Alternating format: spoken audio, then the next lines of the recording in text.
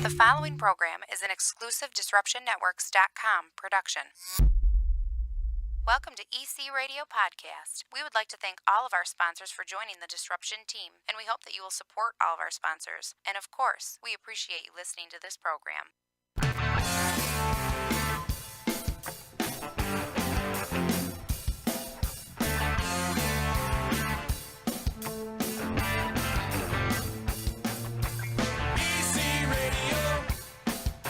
Disruption Networks. EC Radio. Disruption Networks. Hola, amigos. What's happening? It's EC Radio. It's the Hump Day Hoedown edition. We in the middle of the week, and it's time to disrupt your 3 p.m. hour if you're Eastern Standard Time, 2 o'clock if you're Central Standard Time, 1 o'clock Mountain Time. Specific time. Specific. What's so specific about it, man? Yeah, we are live on the D. We live on Twitch. We live on DisruptionNetworks.com /live if you want to tune in and see all the beards going on today. A lot of beards. There's going to be a lot of beards. The D stands for dudes. Dudes. Lots of dudes here. Dude. What's happening, dude? What's up, bro? What's happening, man? Hey, pal. Guy. Sport. Man. Boss. Champ. Dog. Champ. Chief. Hombre. Amigo. Cracker. Speaking of Amigo, Amigo's in the house with us. Yeah. Yeah, what up, man? What's Good happening? To see ya. Chicken here hanging too. What's up? How's it going, fellas? It's going pretty good, man. It's going good. Yeah. You doing well? I've had better days, but it's going pretty good. Cracked open a beer. I cracked open a beer. It's one of those days. Oh, Yeah, man. And you're representing the sponsor too today on the Oh, hat. the old knack here. Yeah, you got the hat going. How about, was it yesterday or is it today? On this day in history, they lifted the ban on Prohibition. Yes. And Utica Club, ding, ding, ding. Let me get some more of that. It was the first beer sold after Prohibition. 1933. Nice. That picture that's floating around, that's from the brewery, right? Mm-hmm. From back in 1933? It's got to be, or it's got gotta to be, right? Or it's got to be down in like the Capitol. All right, so here's the question I have for you, and you know how much I love the brewery. Mm-hmm. You know how much I do, but how did they know they were the first beer after Prohibition? They tell you at the tour. But how did they know? Because they already had it going. Like receipt sale? It's got to be receipt sale. Yeah. It's got to be, some kind of physical. What about Anheuser-Busch? Somebody Were told they me it around was back then? sold at Stanley's Bar. Stanley's That's was the what first? I heard real? the Hotel Utica. See, somebody was telling me the history on Stanley's, and I thought that's what they said, that Stanley's was like the first bar to serve after Prohibition. Now, the story I heard was they got themselves some wheelbarrows and put the barrels on the wheelbarrows, and they wheeled their asses down to the Hotel Utica and just kind of sang Good Times Are Here Again. You know who would know? Nagel. Nagel. He'll be here next week, by the way. Nagel. Yep. Right? Write Nagel these definitely. questions down for Nagel, because he's like, I don't know what I'm going to talk about. All right, Like, here we so go. we'll Prohibition. write these down. So I got the pad and pen in I front like of it. me, man. And you have better handwriting than any of us. Yep. My handwriting's I atrocious. think my dick has better handwriting than you. Yes. Because my dick's got elbows, Your you know? dick, your dick's got great penmanship, that's for sure. Dictatorship. He takes dictation. Todd's checking in. He says, good to see Amigo. Yes, he's back Yeah. in action over here. He's not feeling too well in the back department. Threw my back out, man. But, yeah, man. Getting old. But there was other breweries doing things, right, during Prohibition. Like, I know when Prohibition was in place, the brewery was just serving, like, soft drinks and sodas and stuff like that. They were hurting back then. They I were imagine a hurting. lot of them And were. I'm sure they were making beer on the side because, there was some shady shit going on back then. Well, You ever watch, like, Boardwalk Empire or any of those shows kind of tell you about it? just the fact that how long it takes to brew beer. That, too. And the fact that they had it out as soon as they Right. lifted the prohibition. I mean, It was already made. Yeah, it was already there. That So- shit was already made. Yeah, NASCAR came or spawned out of that too, right? Yeah, That was from absolutely. moonshine, like running Right. moonshine and Mhm. stuff. Yeah, Lee Petty, I believe him or his dad were moonshine runners, Just the good old boys. and that got turned into NASCAR. Yeah, I got a ton of moonshine in my garage. do you? Oh yeah. Bring some in, I bro. got some apple pie, Ooh. moonshine. I got some. Are these from our people from Sterling? No, these are from our people that are Morons. They're actually in the band Disco Risque. Okay. If you ever check them out, they're down in Virginia. So it's some real, Hillbilly shit. it's some real white lightning. It's from the hillbillies. Shit makes squeal, boy. Mm-hmm. Power the lawnmower. Like to Give a try little it bit out. for yourself too. Nice. Before we get really off subject, I got to mention to everybody, if they get a chance, and you ever get a chance, you want to step into history, step back in time, go and do a tour at the brewery. Oh yeah, I just did one this summer. A friend of mine, my friend Athena came in from Vegas, and she wanted to do the tour. Uh-huh. I haven't done a tour in many years, so I was like, all right, screw it, let's go. It was great, man. You see them brewing the Brooklyn Lager. Mm-hmm. What's the second oldest brewery in the United I States? think Yingling's the oldest. yeah. Yingling's Yuengling. definitely number one, which is Chinese for Saranac. Right. Yingling. Right. In case you didn't know that. If you look up I think Yingling, it's Japanese from. if you look up Yingling in the Chinese dictionary, that means Saranac, and it translates into Saranac. It's mean in Japanese, man. But they give you, some free beer afterwards up in the 1888 tavern after you've done it. So I mean, it's like it costs you $5, but then you get a free beer, so it's almost, Yeah. you're even pretty much, I think. Mm-hmm. And the beers there are so good, man. Oh, There's absolutely. So many different choices. Take a tour and get some fresh beer. It's the best. Mm-hmm. And that 1888 tavern is beautiful in there. It's nice in there. Well, you did all the UCs with Z. Yeah. From there. Yep. Yeah, that was a lot of fun. I like doing a brewery. If you ever come to Utica, do a brewery tour. Oh yeah, that's the first thing I recommend. That's our coming attraction. Yeah. That's what we got. I think that's on the throughway billboard It when you're is. coming in. It's like what we got besides that light up sign when you're coming into Utica. Yeah. We got a brewery. the light bright sign. But Yeah. we now have a distillery. We have a The 80K? winery. Yeah. The winery. Yep. A distillery, a winery, and a brewery all on one street. Right. With like a quarter And then 11 bars in between. and like a quarter mile of each other. Yeah. And award winning Saranac distillery. wins awards every year, Yep. man. Every year. And now that 80K's winning all kinds of awards Yep. for their vodka and whatnot. Uh-huh. It's the only whiskey I could drink. I hate whiskey. Do you? I hate it. Well, we're talking 80K, right? Yeah. Their stuff doesn't taste like regular stuff. Like No. their vodka tastes like gin. And when you say 80K, let everybody know it's Adirondack. Adirondack. Yeah, the Sorry, Adirondack. Adirondack vodka, yeah. Adirondack vodka. That's over there where the old Metro is, or what was it before the Metro? Oh, it was a lot of It things. was a lot of things. Well, before the Metro was it was called City Limits. It was the first time I ever introduced a band was at City Limits. See, that actually. place has got history, man. It does, We're yeah. not just written in the concrete. Oh, there. dude, that place and me, if it ever had history, oh my God, you'd find my DNA all over that place when it was the Metro. I did I heard about some stories, man. That there was there was like this little space. There was you could fit just one person in. two actually. Red just checked in and says, "Why is the radio feed from last week?" I just look the same, man. I might be. Oh, we wearing- got disconnected. Thanks, Red. Thank you, Red. Thanks, buddy. What happened? What'd you do? No, nothing. It got disconnected. It happens, man. I mean, it doesn't like us for some reason. So It's dirty chords, man. yeah, I don't know. Just blame it on Ryan from that first time. Thanks, Fred. We appreciate it, man. Thanks for the heads up. Good to have good friends like you, man. And good thing he was man. checking in on Twitch, so we could actually know that we were off. Yes. Perfect. Yeah. Yep. You know what's down the street from Saranac Brewery, though? It's not Yeah, I know a down lot. the street. It's not down the street, but it used to be right down the street. But he actually moved locations. That's Paulie's Barbershop. Yes. And we're doing a big thing there, a remote next Friday. We're getting together, the whole D crew getting together. Friday, we're raising Toys for Tots for the Marines. Paulie, For who Marines, owns Paulie's Barbershop, is a former Marine, and this is a organization near and dear to his heart. So he's like, we got to raise toys. And you don't actually argue with Paulie. You're just like, all right, yeah, we'll absolutely. do You just whatever, listen. whatever you want, we'll do. I always say my barber could beat up your barber. But Paulie, and we got to praise him, man. I mean, he helped us out here at Disruption Network Absolutely. in the very beginning. And if it really wasn't for him, we do not get this thing jump started. No, not at all. Not at all. So we have to go back and do some praising and thank you for everything he's done for us. So we're going to do a cool little remote there, raising Toys for Tots. I know the whole Matt Major crew, we're going to be doing his whole show from there, and a little special EC radio, and He's got the crew going down there. It's going to be fun. We're going to have a lot of fun, and we're going to raise some toys. So it's for the kids, people. Right. And we're D'ing it up. Do it for the kids. You know what I mean? We're D'ing it up. It's not going to just be sitting there like, hey, just come, drop off some toys. We're going to have some things going on. We're going to have interviews. We're going to have contests. We're going to have all kinds of the freaks and geeks all over there. Z always had the best Toys for Tots run at the electric company. Thanks, man. Yeah. Like, That it made was fun. people Yeah, would just like people would stand in line because I did the door. You know what I mean? People would just stand in line.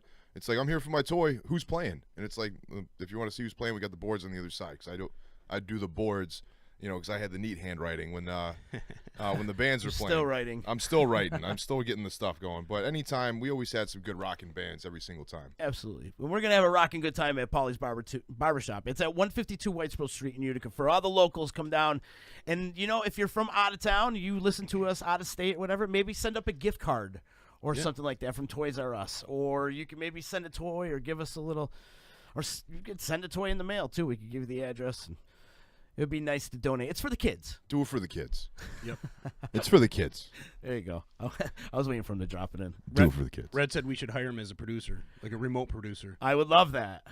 We can figure out a way to do that. I need an in-studio producer first. It's hard to do everything. Now we're doing Twitch and YouTube, and it's hard enough just to run the freaking podcast and the radio station or the internet, whatever. I need help. We need help around here. We need help, yes, absolutely. I need help back here. I would love not to do this. Oh, yeah. I'd love to be sitting where you're sitting all day, playing on the phone, looking at porn like you guys do. Well, I'm on Twitch right now. I'm actually working. I'm looking at Amigo. That's like porn in itself. It's a vanity thing. I'm looking at him, looking at me. He's looking at me, looking at him. It's facial hair porn. Yeah, right. That's what that is. I'm just going to zoom in here. My beard's looking sick. Maybe you could come to the barbershop with us on the 15th, get that thing trimmed up a little bit. Trimmed up a little bit. Yeah, we'll make it a little nice for you. And speaking of, beards and follicles and people that are blessed in the facial region of such like that, Angela Johnson from BB Design, she has her flannel frost and something over at. That's happening tonight. And actually, she'll be on tomorrow too, because we got what's the matter, bro? I'm gonna get the Was there like bugs or something? Huh? I'm gonna get the sheet so you can actually talk about it. I got it right here. Oh, really? I have it right here. It's the Flannel Frost and Fine Art Show happening tonight at the Think Incubator. Nice. Our good friend Angela Johnson, who actually will be on the show. She's gonna pop in tomorrow.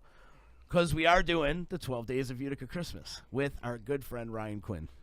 Really? I'm excited about it. Actually. And the bar's been set now.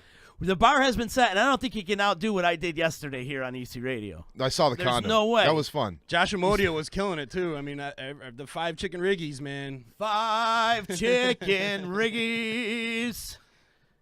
Yes. That's it? No, I can't remember it right now. I mean, we're going to have to I'll go through it. Go back and listen to it. But Ryan Quinn's going to be in here and do it right tomorrow, professionally. 12 Lords of Leaping. Let's hear what Justin could do to it tonight. Maybe Justin could throw a little something together good for point, it, too. good Maybe we point. could get a couple different people doing it. So it's the 12 Days of Utica Christmas? 12 Yes. Days of Utica Christmas. In fact, we're going to make Justin do it. That's great. 5 chicken riggies. Yes, I love it. Angela Johnson wrote it. And Gia from the Home Ownership Center. Wait, there's Well, a whole song? Dude, Yeah. it's a whole song, but not only is it a whole song, but it comes with Utica wrapping paper, bro. Really? Yes. She made her own Utica wrapping paper. So is this going to be the new? How awesome is that? Yeah, that's big time. And it's cool. It's got like cannolis on it, tomato pie. There's like a bowl of chicken riggies. We'll have to look. She said she's going to drop a sheet off, but they're going to be on sale tonight at the Flannel and Frost and Fine Art Show. And they That's still got pretty the Utica kick-ass. coloring books for sale, too. And she's got the Utica coloring book, which yours is still hanging up. I know. Too. You see that? It's some fine art, man. Yeah, some fine art. I got some neat handwriting. I can color in the motherfucking lines. Hire me. You're doing good. To do something. You should get up with Angela. Maybe she's got some projects for you, man. I can- if art's your thing. Yeah, I could be a QVC hand model too, man. There you go. Check it out. Just Did they omit you from the beard contest? Because it's just like there is a beard contest, and there are some great beards that are out there. Yeah. I don't know if mine is. I don't even know if mine will make it to the finals. There's such good ones that are out there. I'm not even bullshitting you. It's a thing I now. don't know, man, bro. You're like, you got that Zeus beard going. It is looking pretty good today. I'm not gonna lie. The Is beard's Pete- strong. I think Pete Forget should enter too. He I said he like- was. I like when Pete does the half beard. Did you ever see him do the half I beard? did see him do the half One beard. side of his face is shaved, the other side has a beard. No, There's I've never pictures seen him around do the that. internet of it. It's funny. He's a funny kid. It's a funny. You know what else we got to do is we got to get more people doing the Trojan challenge that we started yesterday. Yeah. That video, a lot of people were laughing at that video yesterday. There's some That was funny so much stuff. fun. You can check out that video on our YouTube page and disruptionnetworks.com.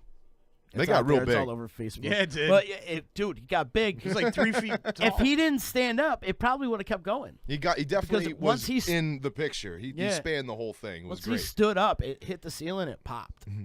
If he stayed down, I think he could have got another 3 more feet out of that thing. I think we should do like we were saying, we should do a contest. Have like people, like multiple people do it, and like have it timed at the D party, at the anniversary party at Cavallo's. You got to be careful with that, man. Yeah, that's because- exactly what we were saying earlier, too, because man. people tend to get a little, Drunk. excited too, and then they'll sit there and like hyperventilate, and then the whole thing will pig nose them, and then they just pass out with a condom. Yeah, on it their might head. be. You could pop blood vessels blowing in like that, too. It is a little risky. It's a little risky. You got to sign like one of them waiver. That's things. exactly what I'm talking about. Yeah. Amigo. We gotta get bigger ones. What kind do you use? What do I use? They do make Magnum XLs. Wow. They do. With- It's a real thing, but I never use them. I haven't used them. I haven't used one in a really long time. Man, does anybody? Well, I just use a rubber glove. That way I got 5. But for how expensive they are, you got to get another part-time job if you are fucking on the regular. Just Yeah, like right. how you were talking about the Not other day. necessarily, my friend. You Hey. can go to Planned Parenthood and just pick up a bunch of them. Go down, they got a bowl out in front of them, their front desk, and you just grab them, stick them in your pocket. It's true. They That's do. what I They did when just I was give a them out kid, for yeah. free at Planned Parenthood. You know. Make Yep. my dick look funny. Yeah. They really do. Look like it's gift wrap, It's, shrink wrap. Looks like one of them weeble wobbles that don't fall down. Gets all fat towards the top, and then just it looks like it's just gonna go left and right. The thing did get huge. Where you could fit like. You're talking about the condom, not his. Yeah, he's talking about the condom, Oh, not okay. my Oh. thing I over here. never want to see that thing, dude. I've heard the legend of Tuboku, Kalenzo. Tuboku. I've heard the legend many, many, many times. I've heard the legend literally. It goes on tour. We won't go there. Anyways, Longwood's checking in. He says Chicken the Super Blow was 50 something. Bubba the Love Sponge did. He had a 2-level porn star blow 50 guys for the Super Bowl 50. Wow. Wow, that's pretty good. Sounds like almost A every girl. in low-level Utica- porn star. I know how many girls in Utica probably can beat that. And several. Several. That was something you guys were talking about on the Matt Major show. Yes. Which Yep. is, yeah, the Super Blow. The Super Blow 50. That's what I Blew walked in. 50 That's all I dudes? heard. Super Blow, and all of a sudden Chicken goes, what's a Super Blow? Like doesn't matter what number guy you are. You just No. same girl, Yeah. 50 dudes. I think I want to be first. Is that like the equivalent of like suck a bag of dicks? Yeah, pretty much. It's Very like close. it's not the same dick over and over again. It's literally just like a bunch of different dicks. Well, in a bag of dicks, you're just pulling out dicks. You don't know which dick you're pulling out, but at least the 50 dudes are standing around. You can see who. You can see who it's attached to. Right. Sometimes I imagine they probably don't even look to see who it's attached to. They just grab the They dick just and look and start sucking. yeah. Could you? That would make me a little frightened. You know what I mean? If she's got like a rhythm, and then she just one dude pops, and then she just goes right on to the next one. Which I think that's what happens. I don't know. Like I don't know if each dude pops or they just like, a couple times, couple strokes in the mouth. That's and then it's not fair then. right, because then you're walking around with a boner and you're like, now what do you do with it? I mean, do you sit there and like prime the pump standing next to the dude? See, I Right. can't get into that. I couldn't either. I'd sit there with a bunch of dudes I jacking can't, off. I'm sorry, I can't do it. That's not no. Because I've seen these videos where these guys, like they line up and they're all gonna get a blowjob from a chick, and there's like 200 guys just lined up, Yeah. and they're all sitting there beating off. And I'm like, I couldn't sit there and beat off. I couldn't get hard when a room full of dudes, with their dicks out. Yeah. It's silly. Yeah, I'd be like a limp spaghetti. We're not gonna try either. Just don't look at the next dude. It's like you're just sitting there. You're trying to concentrate while you're just going to town. It's like the whole like double penetration thing. I don't want to be that close to another dude's nuts. Yeah. I'm sorry. I'm not crossing swords. I want to wait my turn. What would you call that? Well, it's even though it's like double penetration. Well, It's like when it's you're definitely a work hazard. like you're buffing in you're porn. buffing your dick on another dude's Right, dick. and you see these dudes, their balls are hitting each other because one's getting in a butt and one's the other end, and you're like, I can't get that close. One man. dude comes early, he gets on your leg. How does it make you That feel? too. Oh man, no doubt. Oh no, I You can't speak do from experience? No, Oh. But you've seen you've seen the pornos, right? Yeah. you get a little frightened. I mean, little Devil's Pyramid ain't too bad. I mean, you can handle that. Devil's Pyramid, like an Eiffel Tower. Yeah. Nah, Yeah. I don't know what the hell that is. One in front, one in back. Ah, I gotcha. And then there's something that's called the ET, where at some point in time, you touch inside. Oh. Oh. Tweet ET. Yeah, it should be ouch. Tip to tip, baby. That's inside. Tip to tip. Anyway. Wow. How does Slightly off topic. Let's go back to the flannel frosting. I don't see how it segues into it. That's the last thing I wrote down. That's how it segues. Man, yeah, tomorrow we got a full house tomorrow, actually. Yeah. We do have to talk about tomorrow. Ryan Quinn's coming in. We talked about that. Mr. Jackson coming in. He's coming on. We're gonna talk to him over the phone. Mr. Jackson was the runner-up to Comedy CNY Comedy Cup. You got. He's hilarious. He was the one talking about smoking weed watching The Fresh Prince of Bel-Air. Yeah, right. Like, he had a great skit. He goes, how did this motherfucker drive? This motherfucker took a taxi from Philadelphia to Beverly Hills, which was a funny skit. The way he did it, I do no justice, but we're going to talk to him tomorrow. Also, the return, and we got to have it out with this guy. Yeah. I talked to him today. I did. We're going to have it out with him because he dogged us last week. And somebody just called him out last week, And too. someone called him out. Mike DeVice is going to join us. What was that guy's name? Martini? Or Sardini. Sardini. Actually. I had to write down his name. Oh, yeah. Because he says he's calling back in. Yeah, you wanted to talk to him. Like He that. actually gave a pick out last week. He picked Michigan State Oh, he went basketball. That's basketball, picked Tom Izzo and Michigan State Spartans, Mhm. and they won. Oh, they did? Yeah. So he's 1 for 1. He's 1-0. Ooh. He's I don't 1-0 know. right now. Yeah. Sounds like he's got some stiff competition over I here. know, but he went basketball though. He Yeah, that's switched it true. up. I don't know if Vice knows anything about basketball other than SU basketball. I don't know. We'll have to find out. We're gonna find out tomorrow. He dogged us. We got a bunch of food in the house last week, and So he's Man. calling in. He's not coming in, right? no, he's calling in. We got to make it happen though when he does come in. See, I think he was scared because he went. I think he 0 for was- that one day. You know. I think not only that chicken, but I think he's been like maybe following your progress in the gym, and maybe he's a little intimidated by your size right now. The sweet chin music. Yeah, he said he was going to put you in the torture rack. I think you're going to put him in the torture rack if it comes down to it. Put his head in a vice. Huh? Yeah. Yeah. He's going to go in the grinder. I can't see you giving him sweet chin music though. No way you're lifting your leg that high, pal. Oh, you got to do it with the leg. Oh, it's a super Yeah. kick. Yeah, sweet chin music's a super kick. How about it? Yeah. Yeah, I can't lift my leg that But the high. torture rack, I could see you doing. That's just the backbreaker. Oh yeah, yeah. I you know, could do that. The backbreaker. Definitely could do that.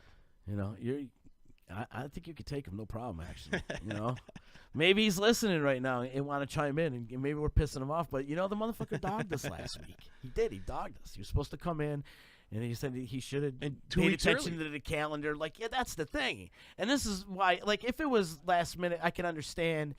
Like a last minute booking, but this thing was booked a couple weeks in Right. advance. We talked about it. We got psyched about it. We talked about it over the air. We talked about it during his skit. Like it was brought up. It was a plan. And then last minute he dogged us. Like, oh, I got to work. Twice in 3 weeks he dogged us. Mm-hmm. Well, that's not good. No. Right. Remember he dogged us that 1 week, didn't call in, and then he. And that's what made it suspect because the week before he went 0-4 Right. in his pitch. Oh, yeah, so he's embarrassed. He doesn't want to show I up. don't think he's embarrassed. I think he loves doing No, this is his shtick. Like Oh, he's he- ready to bounce back. Well, before the week before he went 2-2. But I think he's hoping that we forget that he was 0 4. So he's actually down 3 So boxes. he this likes to evening. call in and, like, He gives us his football picks for the week. oh, okay. With We've the never line. heard Mike DeVice. I've listened to Mike DeVice. I was gonna say yeah. Yeah. He gives us the football picks for the week. Oh, so he's dogging you? Yeah, he's Oh, he dogged us last week. He was supposed to be. in Well, I the talked to studio. him today. Today he said he's coming tomorrow, so he's coming on tomorrow. Oh, he's so gonna call he's in. ready for redemption. He's ready for redemption. But last week, Tim Hardiman from Utica Bread, Taylor and the Cook dropped us off a beautiful tomato pie. Actually, 2 of them. They were gigantic. By the way, it is freaking fantastic. Oh, That it's tomato amazing. pie is unbelievable. Unbelievable. It's like crunchy, like crunchy and soft at the same time. It's like crispy and soft at the same And time. he wasn't in the tomato pie competition. He was. he was. He was. But when we Came in went third through, place. they ran out. Oh, Utica bread. yes. That's right. They ran out for a while, and then like they ended up getting more in, and that I'm like, oh shit! Like I didn't know they were there. The first time I went through, they were out, so nobody was there. It was fantastic. Then they came back with more, and I It tried. was I'm like, so oh my good. god, this is so good. I probably would have voted that for the winner So good. had like I tried it before I voted. but they were out. We were just going for sheer numbers that day. Oh yeah. Didn't Masucci eat like a whole pie that day? Yeah, he shoveled a whole Rosa's. Yeah, Roma's right. pie right in his face. He didn't sample around. He just went right for Roses and Yeah. just ate it. Shoved Like them it might all. as well just been a trough, Like this is your feed bag. Go sit down quietly over there. That was great though. But Tim brought down this nice tomato pie for him to indulge on because he loves tomato pie. The vice I'm talking about, and then Tori, my Your wonderful, beautiful girlfriend, she bought cannolis and pasties, and because she loves Vice, they got they love each other. Very There was nice. Dippin' Donuts here that day too. Dippin' Donuts stopped by, dropped off some donuts and coffee. Oh, and dude, I missed it the was week last week. Yeah, we had a good little manged, yeah. last Thursday. We manged, and the guest. I mean, hey, I understand shit happens. You know, shit happens. And I'm not pissed about it, but Yeah, I like to break his I got balls. to eat some good food. Yeah, and you got one up on him, chicken. Now, ever since he breaks your balls all the time, you got one up on him. Right. Now, Right. He's the one not showing up. Yeah, he's mad at me because I invited him on my show. You want him to talk shit on your show? Yeah, it's he's, like, he's come on. just like he's a one and done. Yeah. That's it. You can't share. I like share, to, I like to see how he would interact with Silverth and Caleb. Oh, hold on. man, that would get crazy. That would be nuts. Yeah, that would be nuts. Crazy dichotomy there. Oh yeah. Crazy dichotomy. And those guys are football nerds. Right. They look up everything. Yeah. Football nerds. Yeah. Oh, That's yeah. why I love That's them, funny. man. They do all the research that I don't have to do. Let me tell you something. Out of all the shows on the D, none of us are organized but the D line. Well, you got if you're spitting stats, you better be correct.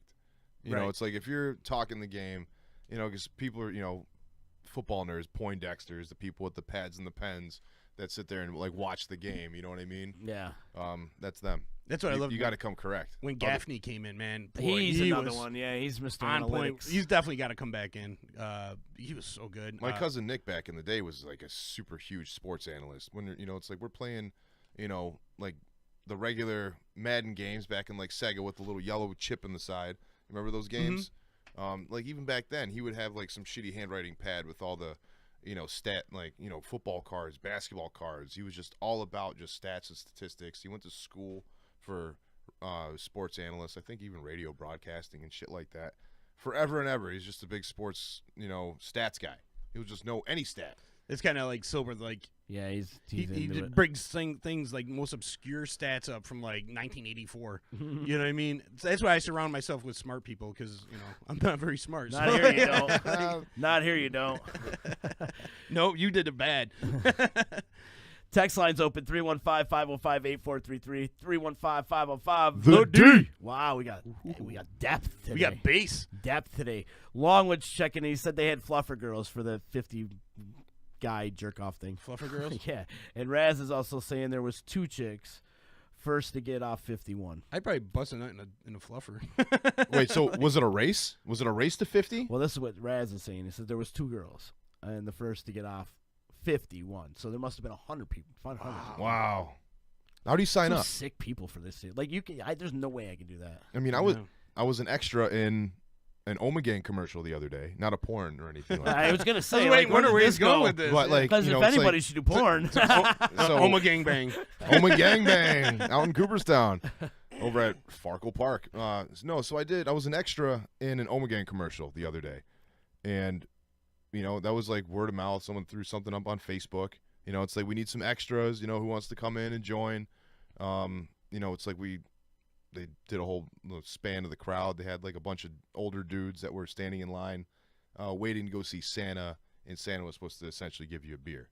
That's what this whole commercial was. But I was just kind of one of the guys standing in line. So with that whole, first to 50 with the whole super blow, like was it a word of mouth kind of thing? That's like well, was this it like is a Bubba the Love Sponge thing. It was something of mouth. So I'm sure he's got a network of horny fucks, I guess. Right. They can actually stand in line and do it. I wonder if were they like just regular dudes like doing it, or were they like porn star guys? I mean the industry is pretty large. Yeah. So it could be, whatever it was, but it also could be, just some lucky dudes that were right place, right time. Just kind of like If you want to be in the Super Bowl, be the fifth They caller. probably had a little. They probably had a kiosk. Sunday, the Super Bowl down here in the Tampa Auditorium. They probably Get had- sucked off by two of your favorite B-level porn stars. Yeah. Come in and drop a load off. $150 to enter, and all proceeds goes to Genital Foundations. Yeah, they probably had like a kiosk or something like that out front, like when they have like Hooters promo girls talking about like their specials and shit. They probably had like, oh, we'll suck your dick, sign a waiver, because you probably got to make sure you're clean. And You should shit, do like right? a $20 entry fee and send it off to charity. Yeah. That's what I'd be thinking. You think the HIV clinic is like right there handing out pamphlets? Right? You know? Great. Some Awesome. mouthwash, too. You get some Listerine in there, maybe. I'm sure that those two girls' parents are super proud of her, too. Oh, You yeah. know, like, Oh, you know they got daddy there's issues. that trailer park down in Florida. Like, that's my daughter. There she is. Doesn't Look- even have like a stage name. It's Look just a how regular beautiful name. my sunshine is. Oh, my God. Look at their cute little blonde butt, man. I was the first one to tag that. That there's mine. It's like, how funny is like when you got like them redneck parents that name their kids, stage names, Right. just like for a regular name, like Destiny. Destiny or Stormy or Cinnamon. Meadow. It's like, what do they do when they actually do grow up to be a stripper? Yeah. What do they change their name to? Like Karen, or like You know, it's funny. My brother had his second daughter. I was living with Mojo, and he goes, "Oh, what'd they name her?" I'm like, "Fallon." He goes, "Oh my God, I used to have one of my favorite porn stars was named Fallon." I'm like, "Oh, great." He goes, "What's your other niece's name?" I'm like, "Alexis." He goes, "That's another one." I'm like, "He goes, what's your brother got a porn fetish? What's he gonna have third kid? He's gonna name her Summer?" I'm like, "That's his wife's name."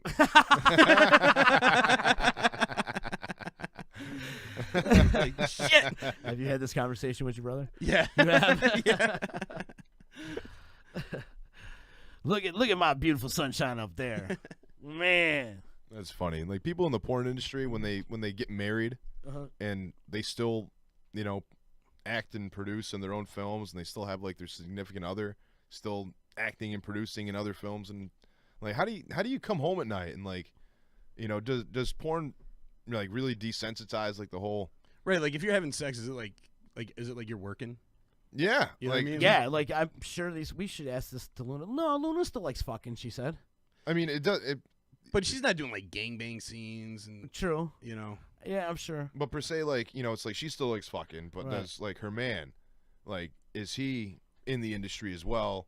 Is he, still fucking other girls? Well, have you ever noticed the turnover of porn stars that go into Christianity, or they are all of a sudden reborn again? Nah, he can't. Yeah, You it can't. happens all the time. Like, oh my God, I found God. What do you? I just took 5 loads to the face, and all of a sudden I found God.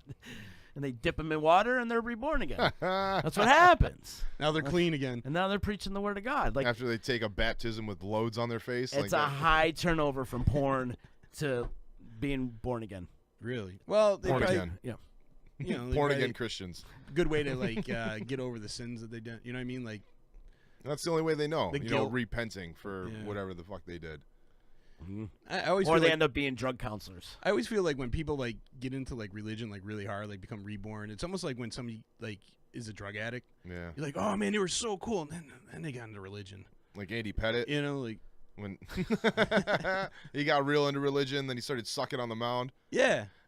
You're like, oh, they used to be super cool to hang out, and then they got into religion. It's like he And that was found it. God, man. Get him out of here. And everyone's like, oh man, that sucks. That's too bad. They were really cool.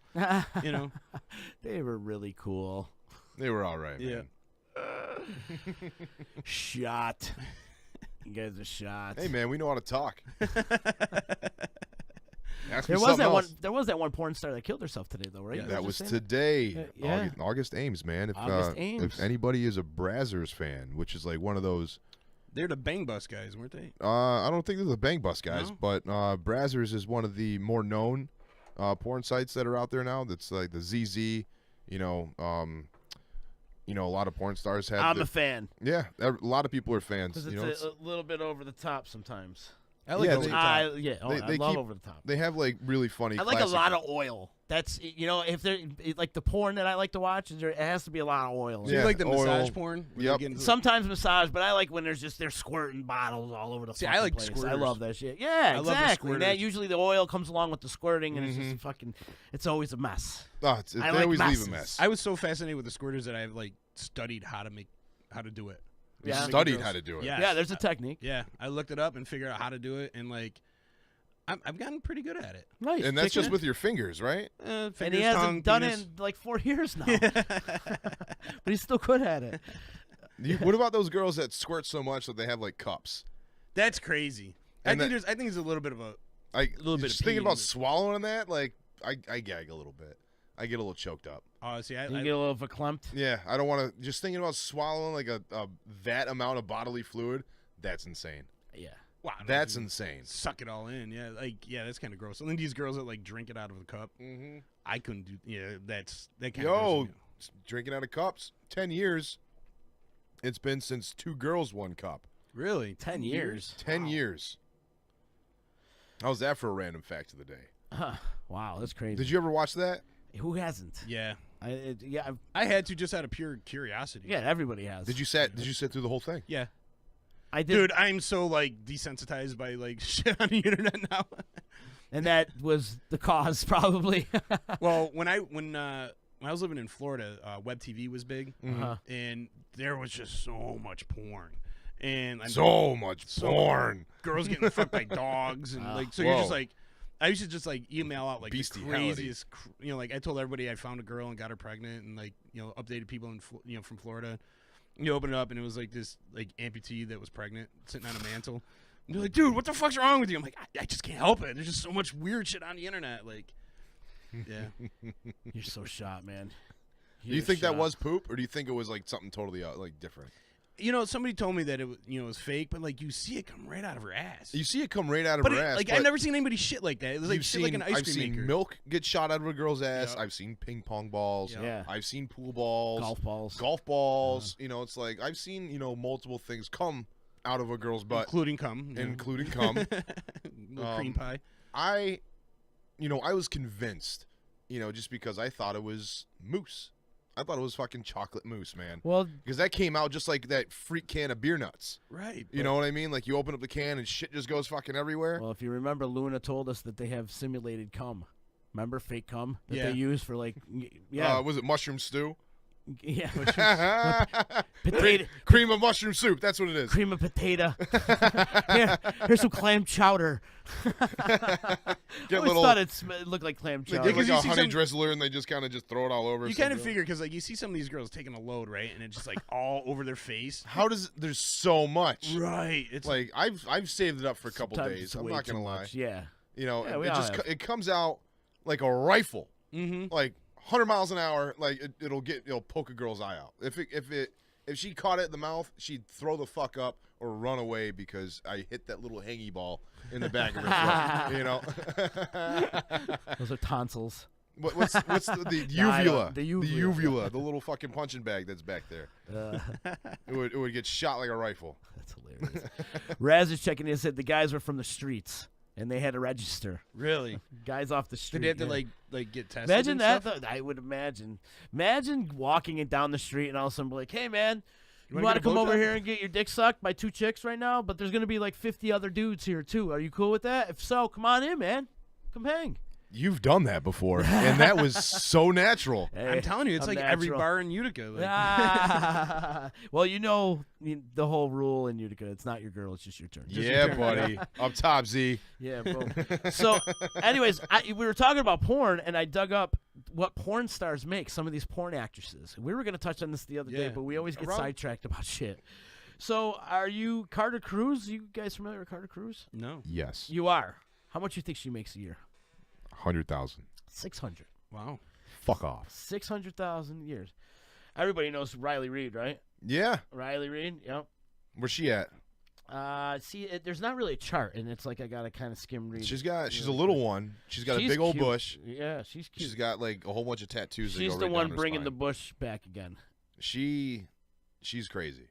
She's a nymph. They all are. I think you have to be in porn. Riley Reid's making down over $1 million a year. Whoa. Over $1 million a year. I never heard of Carter Cruz, so maybe somebody. All right. Adara Fox. You guys know who Dara Fox is? I don't know any of them by name, just by vagina. Really? You got See, I Chris. think this is the benefits of having porn on the internet now. Because back in the day, you just throw it in the VHS, and VHS are those tape things. Amigo, in case you guys didn't know, those tape, you throw them in, it was a VHS. And you throw it in there, and there was really you didn't look at the back of the cover and to read who the actresses were. But here on Pornhub and all that, they got the names all over the place. See, I think so you know who's who. I think that's just the opposite, actually. See, like back in the day, like when you had to watch videos, you wanted to make something good, so you get like a Jenna Jameson video, or you get like a Tracy Lords video, so that you actually went after those specific porn stars because you knew they were good and hot. But there's more now than ever before. Well, that's it. There's because so many of the more, internet. and Oh, there's yeah, so it's many wonderful. more now that like I don't give a fuck. I just want to like throw one off to like some creepy weird shit. You know what I mean? Like, so I watch it. What are your key words when you type in something that you want to like, wax it to? Probably squirters. I mean, you said squirters. Do you do like dungeon porn? Is that something? Is that like something that's in the Dungeon? hashtag? Oh, like BDSM stuff. Yeah, like that kind of I've stuff. gotten into some of that. Like a Bonnie Rotten, I've even watched some midget porn, shit like that. Just kind of like, well, midget porn I just find so funny. Bridget the midget. Yeah. We all know He's her. into that. It doesn't say how much Adara Fox makes. What about Christy Mack? Do you remember Christy Mack? She was the one that got beat up by the. By War Machine. War Machine. She's cute. How about Mia Khalifa? She's been pretty popular Yeah. lately. She's Yeah. the one that's been hassling all the NBA stars. She's the one that takes a picture, the selfie with the guy next to her, and like she breaks her balls and shit. No, she's not one of them sniper dudes. She's the one who screenshots professional athletes slipping into her DMs. She's not in porn anymore. I don't know. She was like new into porn, right? Like for like Yeah, she was. 20 months, and then all of a sudden, but her estimated worth $2.5 million. Wow. Yeah, because she's Iraqi or Afghanistan or something like that. So it's like super against the religion. Like, Whatever happened to Tia Tequila? Remember her? Tia Tequila, remember her, the little one? Yeah. the MySpace queen. The MySpace queen. Did you ever hear of Dana Vespoli? I never heard of her either. Never seen her. You got a picture? But she's that right there. Oh, no, No, she's. I never seen her either. Actually, she's worth $1.9 million, and we know she's unheard of. There's this older chick I've seen in a lot of videos. She does a lot of those mom Yo, fucks your daughter's boyfriend type thing. Brandy Love. Is that her name? Indian Summer. She's like blonde hair chick, real big boobs. Brandy Love. Is that her name? She's got to be making a ton of money. Yeah, she's all over the place, man. Like, moms and teens, and like it's always the mom thing. Yeah, she gets put in that mom. Like, how am I supposed to pay for this pizza? She's in that like that multi-million-dollar like Brazzers house or whatever it is. Yeah. It's like your stepdaughter. Here, let me teach you how to blow this guy. Yeah. Thanks, Ma. And then she takes over. Hilarious. Julia Ann. You know what Julia Ann is? Yeah. You do? Yeah, I do. I know a lot of them. Yeah. She makes up to $3,000 a scene. Wow. So $3,000 a scene. So you can really take that down to how many dollars a pump? Yeah. No doubt. $52 a dick. Chanel Preston. Do you know Chanel Preston? Yeah, she's an anal queen. She's got huge boobies too. $350,000 a year. See, I imagine they get like paid more if they do anal. And if they Oh do, yeah, like, they do. Girls like and orgy yeah, scenes and multiple guys and stuff like that. Like DP, they get definitely. The guy with the they get biggest paid. dick in porn does gay porn. Probably. Who's that?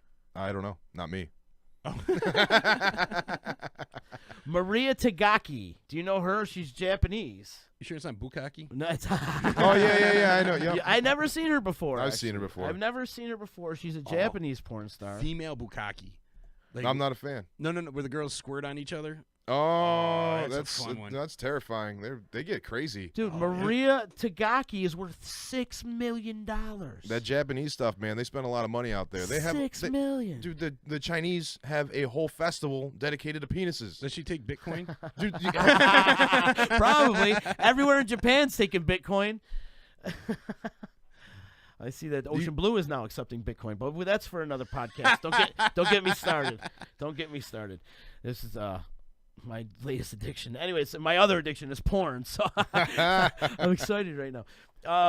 It doesn't say how much Jesse Jane is making here. It's just kind of Like, what's the life move on. expectancy in the industry of a porn star? Was it like 2 years, 3? How about Janice Griffith? I got a better one. I like Janice Griffith. I got a better one for you. Want to switch it over to the men? Peter North. How much you think Peter North? He's a porn legend. How much you think he's worth? I say Not as much. 300,000. Maybe like 65,000. $11 million. He's He's been doing it for over 20 years, man. Yeah, but I Over thought like 20 the guys years. would make less. You know what I mean? Oh, absolutely. You would think they make, and they do make less. But Peter North is a legend. Been on 20 years. I mean, What about that? $11 million. I know Kieran Lee, the guy that owns Brazzers. He has $1 million insurance claim on his dick. Wow. He's got the first $1 million dick. Really? Yeah, What's his deductible? I don't know. They moved over to Ron Jeremy, but it doesn't say he's worth. Ron Jeremy. Guess how much Ron Jeremy's worth? I don't care. He's a sloth. Right? Guess how much he's worth? How much? $5 million. For real? Yeah. Yeah, he does a lot of guest spots in Myrtle Beach. See, he used to do it at right next to where I lived at Fair Villa down in Florida. Is like the largest adult store in the country. Mm. The place is shaped like a nipple, and he would do like signings there and stuff. Yeah. They do signings on the nipple. Yeah. Bella Knox. You familiar with Bella Knox?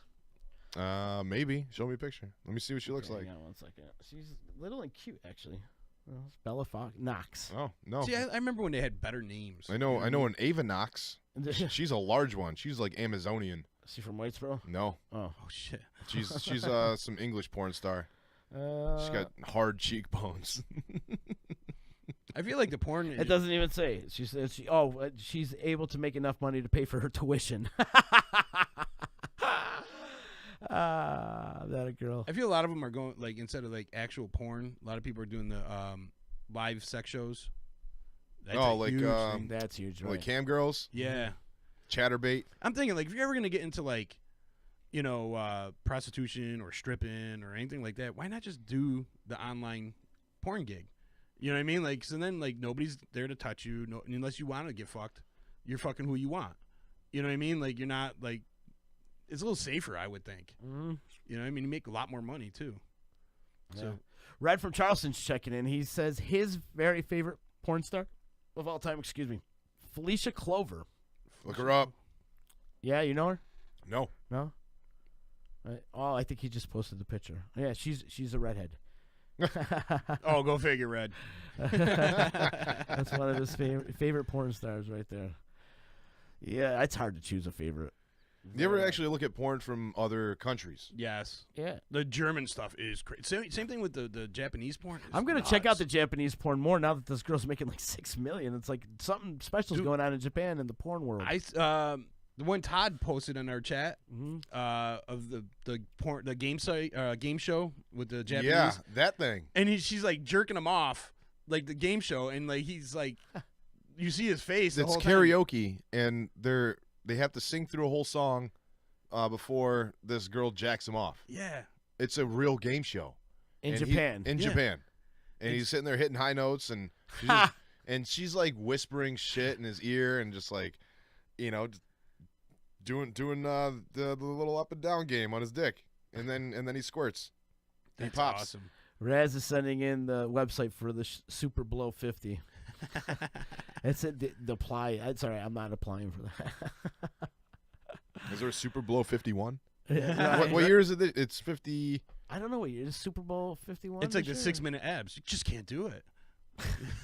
That's why we have 5-minute abs. No, what is it? 52 this year? I want to say it's because Chicken, you're the football guy. What's that? What What year Super Bowl football is it? this coming up? Oh my God. LII. Chicken. I have no idea. And you call yourself a football podcast host? Yeah, I think it's It's LII. XXILL. I don't fucking know. L's 50, man. L's 50, right. I think it's, I don't know. I have no What idea. was it last year? Knows. Who the hell knows? Let's take a break, fellas. Take a break. We'll come right back. TC Radio. Yeah. Taking a really long time shutting off the camera for this. Thank you for calling the EC Radio Attitude Adjustment Line. Press 1 if you need a good slap in the mouth. Press 2 if you need a stern verbal lashing. Press 3 if you need a timeout. Press 4 to respond to the voices in your head. Press 5 if you need to talk to your mom. And if this is an actual emergency, please hang up and call someone who gives a shit. EC Radio.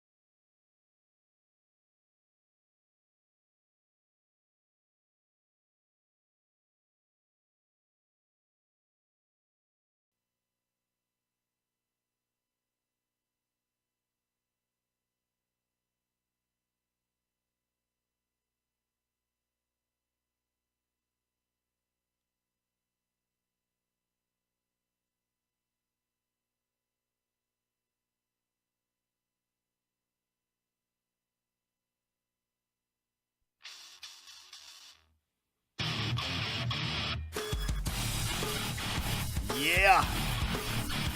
What's good, everybody? Victimized. Good tune. This should go on the Joe Boogie list. Yeah, that's a good one. We're Why? making a list for Joe Boogie because we're trying to get him an introduction to metal. He's not versed in metal much. I mean, he knows some things, and I'm sure if he listens to a song here and there, Right. he's going to know, he's going to be familiar with it. But we've been trying to make him up a playlist, actually. And, you know, the phone lines are always open for this playlist, too. It's 315-505-8433. 315-505. The D. The D. What would be your heavy metal addition to Joe Boogie's playlist? So he wants to listen to it like going to the gym when he's on the treadmill or something like that. He needs something to get him a little pumped up. Oh, yeah? This is a good idea. Take it right here. This would be good. This is a great tune. Helmet, House of Pain. Yeah, it's got that like angst, you know. It's a great CD right here. Judgment Day. Yeah, and he's into the hip hop a little bit, so I think like this is a great blend for him. Yeah. You know. Yeah, and since he's into like that hip hop blend or something like that, like Rage Against the Machine would Yeah. probably be good for him. Get him some good old Faith No More, maybe. You know. Faith No More. Yeah, definitely some Rage Against the Machine would, you know, I guess if you're going to try and cross blend. But if you want to just go straight metal, that you think, you know, because sometimes people like super gangster rap, you know, the whitest dude singing, you know, Regulators, you know, whatever it is. Me listen to DMX. You know. DMX. I think he'd like Korn if he's into like the whole hip hop. I'm sure he knows who Korn is. Yeah, so. I mean, there's a couple good Korn songs we probably throw in there. Like, you know, we took like Black Sabbath. We said, you know, but what Black Sabbath song would you suggest for him? Like, I mean, he's heard the, you know, Iron Man Sweet Leaf. and Paranoid and stuff like that. So, like, do we continue with that and put it on there, I or don't do we know. do Iron something- Man is always fun just because of what it is. It's You a know what I great mean? tune, yeah. For the time of what it was, you got this giant, you know, robot that's gonna go around killing everything. Like that's a metal song. You I'm know? sure he's familiar with Iron Man. Right. I mean, you have to be He's Iron got- Man, yeah. and Paranoid, And plus, he's a WWE wrestling fan, and a lot of those guys back in the day. And if he goes through the archives, And of he the doesn't listen to WWE metal? network- And No. he's a WWE fan. Well, he actually mentioned that the other day. Like some of the entrance songs that these wrestlers have, he likes those songs. I feel like he just hasn't been exposed to a lot of metal. Yeah. You know what I mean? I feel like that with a lot of people today. They just listen to what's on the radio, or they listen to what, you know, everyone tells them is good, and they don't actually have a chance to like really listen to metal. Mm-hmm. And like those two guys that they do those videos, the two black guys that do the videos, and they watch metal for the first time and like certain songs, and Those are hilarious. those are great, and they make me love metal all over again. What type of metal do you like to gravitate towards now? What type? Yeah. It's me. I'm still old school, man. I still like, you know. You're thrash metal. I'm all over Yeah. the place. I'm- all over the You're place. Slayer, you're Anthrax, you're thrash metal. I, That's what that is. Me and You know? Chicken were at the gym yesterday, and I looked at him. I go, "Is it kind of gay that I'm listening to Winger right now?" And it was on my headphones because I have like an SD card on my headphones. Who was the hangaround dude with Beavis and Butthead? What was Stewart? Stewart, yeah, he wore the Winger shirt. Yeah. I'm all well, dude. If you actually listen to some Winger music, those guys are phenomenal. They fucking musicians. rock. I Those feel the guys same are- way about Cinderella. Cinderella, too, I'm a phenomenal big musicians. Cinderella fan. You see, unfortunately, Tom Kiefer, he's probably pretty much hanging it up. Did you see Oh, that? no, I did not. Kind of blew out his vocal cords. Again, I know that. Again, happened. I know that he's happened probably before. hanging it up, unfortunately. Man, I've seen them live a few times, and I seen them at the casino, which was pretty quaint, like a small venue. I think they had it in the showroom, and then I seen them up in like Oswego or something like that. And man, that guy can fucking belt. Yeah. Like his voice, like there's no. It's not like he just turns up the mic. I mean, this guy, you watch him, he just like belts it out and sounds exactly like he does on the record. And just that gruffy voice, it's just amazing.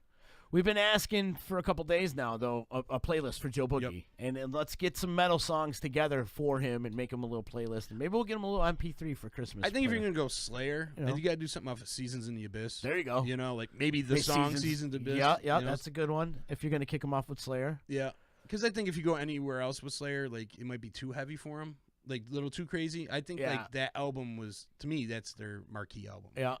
You know, I'd put Anthrax in there because Anthrax was one of my, not my introduction to metal, but that was the band I was just like, I love this band. see, I was an Anthrax. What was it like Belly the Beast? That album. Yeah. What was that? Attack of the Killer Bees. Attack of the Killer Bees. Yeah. Well, that was the remix, wasn't it? That was. Yeah. Persistence of Time. Persistence of Time. Yeah. Yeah. Great album. Yeah. I mean, how old is Joe Boogie? Is 30. he like he's 30? Yeah. I would put Slipknot on there. Yeah, I love absolutely, Slipknot. Somebody mentioned White Zombie. That's a good idea too. Thunderkiss 65. Yeah. I'm sure he's familiar with that song. It used Dude, to White be Zombie all day. Like Yeah, you Zombie. could just recommend an album to him, and you would probably be all about it. Yeah. Especially he's got that creepy horror thing going on. Uh huh. That's what I like. Yeah. Like that rockabilly kind of heavy metal-ish. Yeah. Like, see, I think we need to get him. You kind of got to ease him in a little bit. Yeah. True. Maybe the start of the CD, the playlist will be like, Kickstart My Heart. Yeah. How about that? We started off with Kickstart My Heart. That would be the intro song. Really? You would go Kickstart My Heart's great. It's easing them into it, and it's a good song to get you up and going and shit. I think too. Shout at the Devil if you're going to do Yeah? Crew. Yeah. Shout. Shout. I Like, fucking love that song. you That cannot- song live too, man. You cannot play I listen can't to- argue there. You can't listen to that without shaking your fucking fist in the air and play Like- air drums. Like Vince Neil when he's on stage and he's just shout. It's like they got the pyros on stage too, That man. he used to be able to sing in the when 80s. when you hear him live now, he's like, You sing it, people. He shout makes- at the devil. he Well, makes- it's like his he face makes would the fall crowd off. sing it now. It's like Fatty McGee. Did you take the stairs again? I like this. That's So- it. so I would Z put that had- one. I would also give him Run to the Hills. Yeah, definitely got to put some Maiden in it. We're in the Hills or 666, Number of the Beast. Number of the Beast. That's a great tune too. Yeah. But I think Run to the Hills would probably be more, he'd be more apt to listen to that. I would put on there, and my all-time favorite Ozzy Osbourne song. Actually, I have two of them: "Diary of a Madman" Great tune. and "You Can't Kill Rock and Roll." Mm. Love That's- those two, my two favorite Ozzy songs of all time. Those right are there. great tunes. What's Yeah, your favorite Ozzy album? Probably that with "Diary of a Madman." See, I would. Have Oh to wait. With the last one with Randy Rhoads, with the one with "You Can't Kill Rock and Roll." Well, that wasn't that Diary. Oh, it was. Yeah. 'cause All right. then, I'm sorry. Then there was the first one was Blizzard. Blizzard's a great album too. It is. I just was never a fan of the production. I'm a Right. sound nerd, so the production of that album is horrendous. And you know what though? Off of No More Tears or Osmosis. I mean, you got Zakk Wylde doing there, and there's what some was the great album with tunes. Crazy Babies on it? That was No Rest for the Wicked. Okay, all right, yeah. So Diary of a Madman, hands down, my favorite Ozzy album. I love that album. I have to go Blizzard. Then I'd have to go Osmosis. Then I don't know. Osmosis and Diary are two really close albums, man. Can't argue there. Can't argue. I liked Ultimate Sin too, actually. I did too. yeah. I like And that was what, Jakey Lee on that playing guitar? Was he the guitarist? Was Zach on that too, or no? No. Jakey Lee was the guitar player, I think, for Ultimate Sin. And then Zach didn't come into No Rest for the Wicked. Killer of Giants was on that album. That was a great album. Good album. Yeah. That would be Yeah. another one to put on there. You got to put some Ozzy. If you're making a metal Absolutely. playlist, not only you put Black Absolutely. Sabbath on there, but you should put Ozzy Absolutely. on there And Dio. too. Dio, hands down. Gotta Dio. put Now, what Dio song do you put? This is tough. For him, I would put Rainbow in the Dark. Yeah. You kind of yeah, have you to go kinda- soft with that. Yeah. I'd have to go Rainbow in the Dark. Yeah. Why don't you throw on some Steel Panther, man? That's a metal. Yeah, man. You might actually like Actually, that. that would be something you put at the end of the playlist. That is like You sneak a 'em in funny there. thing. Yeah. You sneak him in there. Yeah, you throw an Asian hooker or something. Yeah. Like, what was that one song? Down You in the kinda glory just hole. blend it in. Gang bang at the old folks' home. Do you put some hair metal in there? Of course. Yeah, a little bit. I wouldn't go crazy. I would touch Because there on, are some rocking songs, man. You can't sit there and bullshit. Now, is this straight metal, or we touching on hard rock too? It's like we're I feel like I got put glam rock. We're stopping the line before you get into hard rock. Yeah, I in the can't do 90s. Poison and stuff, but maybe like a Cinderella or some GNR. You know? see, I don't consider GNR a glam band. No, Me either. Yeah. But they kind of get roped in it because they came at the tail end of that. Right at the end. But- yeah. Yeah, what was that? I Is would that put hair s- metal. They had the hair, man. Well, now they call it sleaze rock. You know what I mean? Now when Whoa. with like Buck Cherry and some of those, they call it sleaze rock. but- Terrible. Buck Cherry. I will say this. I know another thing, and a band that I do listen to regularly on the gym in my headphones that is classified in the hair metal band. Striper. And it's not Winger. Skid Row. Oh, I love Skid Row. Oh, Sebastian, man. That dude Slave can to the wail. Grind, one of my favorite albums. I mean, the opening of that album is just it just is so rocking, and that gets me pumped. Youth up. Gone Wild's a great tune. 18 in Yeah. Life. Those are great. I like a lot of the B-sides off that, a lot of the deeper cuts. Mm-hmm. Of course, I mean, 18 in Life and A Great Piece song. of Me, and there's some good stuff, but Big Guns, I love that song, Big Guns, and When the Clock Strikes Midnight and stuff like that. But Slave to the Grind. But the most underrated album of Skid Row is Subhuman Race. It's a great album, man. And that's when they got the Dimebag influence on them, when they started to drop tuning down, and they just started to get it. They got heavy and very riffy. Was that still Sebastian or no? That's still Sebastian. Sebastian? Yeah, that was his very last album with them. He did 3 albums with them. He was under contract for 3 albums, so. Yeah. I would have to put Skid Row You'd on have there. to put some Skid on there. Yeah, definitely. Like, what if there's a band that all of a sudden Joe Boogie just goes nutso over, Yeah. and then he just completely changes his style? That would be awesome. That would be cool, too. I think he Like- needs a little aggression in him. You know what I mean? Like, he finds like an outlet, and then all of a sudden he He turns into Joe Mosh Joe Mosh. instead of Joe Boogie, Joe Moshing. See, like for me, Joe Aggro. Like, he starts working out. right? Like for me, like when I get pissed off and angry, and I throw in some metal. You know what I mean? And metal like gets me through, man. It like helps me like take it head on. And I feel like today's music. If you're listening to like stuff on the radio, like the pop music. Yeah, man. You're not gonna get that. You're not gonna get that aggression. You're not gonna get that like. Well, you got your 5-finger bro punch. You know what I mean? Like, Yeah, but he's not listening to that. He's listening to like Kiss FM crap. You know what I mean? He's but listening to like. that's on the radio. I mean, it sneaks over. They got their ballads and shit that blend with the radio. But Todd's checking in. He says Holy Diver. Holy Diver. Holy Diver he put on that. That's a great tune. Yeah. I feel like he probably heard that. Yeah. I feel like he's had to. It's like, like give him some Tenacious D then. you got to. Tenacious D. It's the introduction to metal. Yeah. Heavy metal. And like I said the other day, too, you got to put Judas Priest in there. Oh yeah.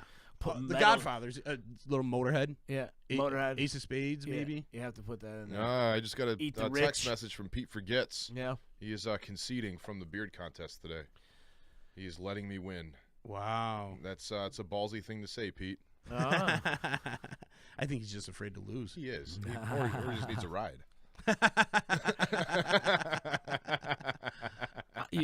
Metallica. You got to go Metallica. I would say Yeah. like Masters of Puppets. Definitely Masters of Well, Puppets. we said Sanitarium. I think would be a Sanitarium great was a- tune for him. Yeah, good idea. Because Good idea. I'm sure he heard Enter Sandman before. right, it's not super heavy, but it's a great fucking Sad song. but True is a great song. It is. It is. But if you're But gonna give it's somebody overplayed Metallica- and true. but if you're gonna give somebody That is Metallica, you gotta very give them true. the real Metallica. You So know we're what I mean? going hair Metallica. like old, like thrash, real Metallica. Yeah, the first 4 albums. Yep, Yeah. absolutely. I mean, my favorite is Injustice. That whole album is just fucking Master of crunchy. Puppets for me, man. Yeah. Like, I can't that argue was- with that. Yeah, I um, feel like Masters is like the Masters and Injustice can go hand in hand. Yeah. Like they almost like flow into each I other. Like agree. the song Orion, like almost changed my life. Like it definitely set me somewhere, and like I missed all my turns on an exit because of that song. Even my backtrack. That's the instrumental, Are you- right? yeah. Are you the type of guy? I'm this guy. Like I'll sit in the car and finish a song because Yeah. I'm in the middle of a tune. I don't get out of the car. I listen to the rest of the song. Listen to the same song for over 30 fucking years, and then it's like you're still doing that. And it still makes And it- you take the long way home. Yeah. Yeah, Isn't that awesome? It's funny how that works out. I would say we got to put some Megadeth in there. Number 2. That's what I like to call Megadeth. Megadeth, man. Yeah, I would say if you're gonna go Megadeth, I would say Symphony of Destruction. That's the blue cover, right? Uh, I'd have to look it up. that's but- off of not Euthanasia. What song are we playing? I'm sorry. Todd Countdown was- to Extinction. That was Countdown to Extinction. the song. What did I just say? Symphony of Destruction. Symphony of Destruction. I think that for him, it's like that would be a great intro song. Are we allowed to play any of these songs on the radio? Well, we We could kind do of like 30 but- second snippets, yeah, right? Like we a could talk preview? over it and stuff, and we've heard all these songs a million times. Just Todd says the Mentors suck and fuck and cook and clear. I think that's an old punk band from back in the day. Oh, I could throw in some crazy shit. Queensryche, I'd throw Queensryche on there too. Oh, definitely, man. Early Queensryche, like Queen of the Reich or Lady Wore Black or something like that, or even Take Hold of Flame. Just don't want to like scare them off. You know what I mean? Like, All the new stuff would scare anybody off nowadays, just because Yeah. it's like it's almost like you're dirty for the sake of being dirty. You're you're trying to be heavy, and it's all it's noise. It's not And good. then you have like the What do you call them? what is it? The gent bands. Oh yeah, they're gent bands. I mean, some of them are it's like gent. It's all that remains and all that remains. There's I like all that remains actually. but they're great. They're a good Yeah. band. But there's like certain other bands like But they kind of wuss out, and then all of a sudden they get like death metal, and you're like, there's a band that's I can't called deal with it. Attila that's out there. They have like the Destroy font, kind of band. the typical death metal font. Yeah, and it's they start it's 808 thumps and boom. It's like it does like all the drops and it's like super breakdowns and they start singing all that weird stuff and then they start barking at the mic and it's like barky. And it's just Barky. German Shepherd. they call it Cookie Monster. Yeah, Cookie Monster Rock. Cookie. Yeah, it's and then it's like I'd much rather then go back to the pig squeals. Remember the pig squeal bands? Like Job for a Cowboy? It's like metal has taken so many different turns since like all this like, dad rock that you guys are talking about right now. You know what I mean? I gotta ask though, who was the first death metal growl? Obituary, maybe? You think Obituary Or was? Sepultura. Or what about Cannibal Corpse? Cannibal Corpse, Deicide. Yeah. Deicide? Death? Yeah, Death was another one. I want to know who the original Fear Factory. Fear Factory. Would you call them? Yeah, Would you call them death metal though? They're It's on the cusp for sure. Cuspers. Like, Yeah. would you call The Cure an emo band if it wasn't just like a regular 80s band? He's got a point. You know? True. He's got a point. Yeah, there was a lot of them, but who was the first though? Is there the god? Who's the godfather of death metal? I would say either Obituary or Guar. Sepultura. Yeah, but Guar's not death. yeah, they're not death metal. What are about? they? Yeah, honestly, Cannibal Corpse. Cannibal Corpse. You think Cannibal Morbid Corpse is Angel. first? Yeah, death metal. Kinda hard to argue. They created a whole genre, man. You go like Sepultura down in like Brazil. They're yeah. fucking huge. Right. They're and like when you think of like death metal, I automatically go Obituary or Sepultura. Mhm. I'd go Cannibal Corpse. Yeah. I'd say that. Cradle of Filth. It's a good band. That's what Red from Charleston's checking in with. That's a death metal. Oh, Demu Bourgier. Demu. That's French. That's death metal, man. They probably started the genre. They are an old band. Can you look that up? Sir, Google that. Who was the first death metal band? I want to know that actually. Here we go. Obituary. That you can't argue with that. They were right. Sepultura. They were right around. Who was the Venom. Todd saying Venom. Venom. First. Oh. Venom. That's actually. Who was the first death I'm metal talking. band? I'm talking the gruttle, Yeah, growls, gutturals. the growls like that type during- of Cannibal Corpse Oh, style. one of the best growls in the business. We didn't Lance. that we did not put on the list was Testament. Testament. One of the best all-time growls ever. What Testament song would we do? Death. Death. Death, originally called Montas, Morbid Angel. was formed by 1983 Chuck Schuldiner and Cam Lee and Rick Ross. In 1984, they released their first demo entitled Death by Metal. Wow. Which probably where the term death metal came from. Yeah, man. Yep. Even Wikipedia is saying the dawn of Possessed. During the same period, metal band, Florida, Death. Yep. Creator. That's a good one. Todd's checking Creator. in with Creator. That Remember was a good Creator? one. They did a cover of Holiday in Cambodia. Yeah. Creator. What was G.G. Allen? G.G. Allen was Punk. G.G. Allen. Yeah. Wasn't that more of that punk? that had to have been punk. That was like Yeah, he was. It was nonsense. Is what that was. I read an article saying someone desecrated his gravesite by Yeah. putting flowers on it. That's funny. I recently seen pictures of him. He was dead, and they were taking pictures with him. They didn't even know he was dead. They just thought he was passed out. And they Yeah. were taking pictures. They were doing like the original selfie and shit back in the. He died in what, like the late '80s, early '90s, I think. Yeah, he was a disturbed Individual. individual. I think if you're man. gonna mix a little punk in there, I think you gotta go suicidal. Punk. I think you gotta go suicidal tendencies. Oh yeah, definitely, man. Well, that's a certain type of punk. I'd go Casualties, if we're gonna go punk. Well, if you you're know? going punk, you gotta go right back to the beginning and the Ramones and the Yeah, and the Ramones, Sex Sex Pistols, Pistols. Dead I Kennedys, fucking hate the the Ramones. Dead Milkmen. The Ramones are like fucking bubblegum. Yeah, but they created the shit. Yeah. They started it. I would go like They started Sex it. Pistols or Dead Kennedys or something like that. And then the Absolutely, No yeah. Effects. They've been around forever. But then that was a whole different type of music because they formed from Bad Religion. And I think that's what's actually bogging music down is there's way too many genres. Mm-hmm. There's too many genres. And this is what I said before, which really pisses me off. It's like when a band comes out and they're original, you know what I mean, and they got original sound, and then everyone starts copying them, and it becomes a genre. You know what I mean? Then they got, we got to build a genre for these guys, and now that band who was original just seems like somebody in this genre. Well, they beat indie. You know what I mean? It's like you've progressed from indie. If it's like you got to go on. I got to play devil's advocate all the time, just because there's always, a reason for an argument. With these bands that have the original sound that have, we'll use 311. They have a fusion sound. It's an original sound. We like fusion sounds. Yeah, and That's like me with another one. Yep. I'm a Faith No More fan. Yep. Faith No More is another one. The fusion bands, they mix the genres. And Yep, and then Fishbone, another one. Like you can't really classify what Dude, they are. Angelo, you know what I mean? So it's like when you have these great original sounds and and these fusion bands, they form the new genre. They make something that's fresh. And now everybody wants to jump on it because now it's something that's fresh. Yeah, and then it gets watered down. It does get watered down. And that's my point. It's like when Muddy Muddy Boss Tones came out, they had like this crazy original sound, and then now next thing you know, it became a subgenre. Yeah. You know what I mean? And then now they just become a band in that genre. Ska music. Right. And ska formed from reggae. You know what I mean? Because it's just a whole... Because ska jazz is reggae. type of reggae jazz, kind of upbeat Latin grooves. There's a lot of Latin grooves. There's a lot of, The fusion, man. South it's American like grooves. if you can break away from the norm and you have people that follow you, that is congratulatory for a band. Some bands will figure out how to do it better than others. Such as the movie Amadeus with Mozart. Mozart was taking other people's music and just making it better. It's like he wrote his own stuff, but he just knew how to make it more pleasing to the ear to other people. If you're going to make something and then all of a sudden they just make it better. It's like DuPont. Remember those commercials? We don't make things, we just make them better. Boom.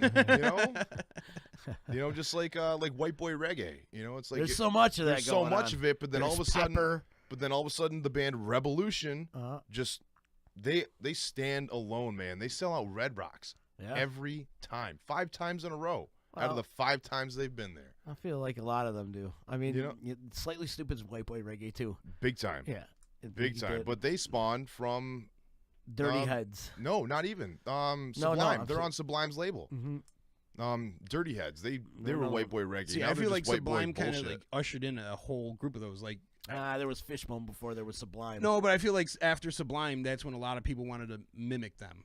You know what I mean? Like, you're right. Fishbone came out way earlier, but I think with Sublime, a lot of and people. Bad Brains too. You can't forget about Bad Oh, Brains. dude, Bad Brains all day. But I think after Sublime, that's when you got the influx of these white boy reggae type bands that like really kind of want to. They were when Bob Marley was around, his music was so influential that so many other bands incorporated reggae music into their music. Like Eric Clapton. Yeah. Eric Clapton, Led Zeppelin. First and foremost, right? Eric Clapton. Yeah, and then dude. Every jam band ever. Yeah. then every jam band. It's like you have these great influential musicians and artists that, they inadvertently changed the whole style of music. I'll go back to The Cure, with the whole emo stuff. Look how many certain bands have come out of emo. It's like just right after The Cure, and then you hit the 90s, with the grunge era. which is another one, the grunge area. Came from that, and then you had, the Smashing Pumpkins. Smashing Pumpkins formed from The Cure, and then the Smashing Pumpkins were influential bands in Coheed and Cambria, Taking Back Sunday, and all these other, like, cut-yourself emo bands. So it's like a lot of these things just became so influential and emotionally driven. It's just like I thrash metal turned into something way different. Well, thrash metal, I mean, like Exodus claims that Metallica got their sound from them. You know what I mean? I wouldn't doubt it. And then, but like the grunge scene, I feel like took a little bit of metal, a little bit of punk, and then like kind of like there was a whole movement of sadness, is what it was. I mean, yeah, and but you got to remember where it came from. I mean, throughout the '80s, it was all like hair bands and like a lot of things like Poison and stuff, like Unskinny Bop. It was definitely counterculture music. There was no soul to it. It was all about partying and drinking and getting bitches and things like that. And then like, then grunge hit. And I remember hearing like Smells Like Teen Spirit, and it was such a different sound at the time. And then you already had Soundgarden was already out, but everyone just classified Soundgarden as a metal band. Yeah. You know what I mean? Because they kind of were. They were. And then they kind of got pushed into that genre of grunge. Same thing with like Pearl Jam and Alice in Chains. Alice in Chains opened up for the Clash of the Titans. You with Slayer and Anthrax and Megadeth. It's like we're naming these bands, and it's like they probably got their sound from one of these other bands. It's just they were the ones. Yeah, they were influenced. That did it better. For sure. They were the ones that did it better, and they probably took that sound from somebody else that was trying to work so hard on it, and it's like, I could do better. See, I think like the grunge bands, though, I think they had their own thing going on, and then they just put a title on it so they could sell it. Just like when it's hard still rock, though. To me, it's still rock music. Exactly. No matter what, that's the genre. Whether when it's still hardcore rock. music became a whole genre of music, you couldn't call music hardcore anymore because then all of a sudden it became a movement of this. Yeah. We're hardcore. You're not. Now punch you in the face. And then you got hardcore rap. Yeah. Now they spawned into that. I like horrorcore rap, just like our boys in Fleshroy Leak. Let me tell you the rap that I like, actually. Did you guys see this? One of my favorite rap artists, Method Man, actually. Yo, METHOD. I love Method Man. I think he's great. The whole Wu-Tang thing. I'll be seeing Method Man at Red Rocks on April 19th. Nice, dude. So this is Method Man with James Corden doing a rap battle. Come on, what the hell is it? How come this never wants to play for You see Method Man on HBO with James Franco on that show called... Of course they screwed it up. What is it called? The Deuce. The Deuce on HBO. Yeah, oh, yeah, he plays a pimp. He plays a pimp. All right, so let me Josh, So this is a rap battle that he did with James Corden, which is he's a comedian, right? I can't believe I'm battling you, no lie. I was like, oh my God, Method Man, is he still alive? Another washed-up rapper, just a Wu-Tang disaster. Your phone only rings when the RZA won't answer. Jizza goes from Ray or Raw, better than you. Top 5 of all time, you're not top 5 in your crew. Are you anywhere as good as you were 20 years ago? Yippee, yippee, yay, yippee, yah, yippee, no. Wait, he's that... He used to have a talk show. Yeah, he's that pop culture dude that... Oh, that's right. He's a comedian, though, right? Yeah, he's an English dude. James Corden. That was good. That was good. That was good. That was really good. I'm going to kill this guy. Josh, if you will. First of all, you don't want to get stretched in here. I'd break your neck, but you ain't had a neck in years. So mix a lot. You're going against the best. It's clear. Baby got back, no baby got breast. It's weird. You don't like that. Don't be trying to talk and provoke me. I heard you trying to lose weight. Try walking karaoke. You don't know me. Leave the rap to the professionals. And James keeps a rap with extra chicken and some vegetables. Oh! I love a good rap battle. He just did it like a gentleman. Well, this ain't over. All right, Josh. Yeah, you got me meth. I am a bit chubby, but I can lose weight. You can't lose ugly. I would guess you were a victim of a bear attack. If a bear saw you, he'd be like, oh, I'm not touching that. Yeah, you walk like a tough guy. You're softer than me. He called me crying, James, please put me on TV. So I hired this morning, because I'm a nice guy. Now, when I say jump, he says how high. That is dope. Yeah.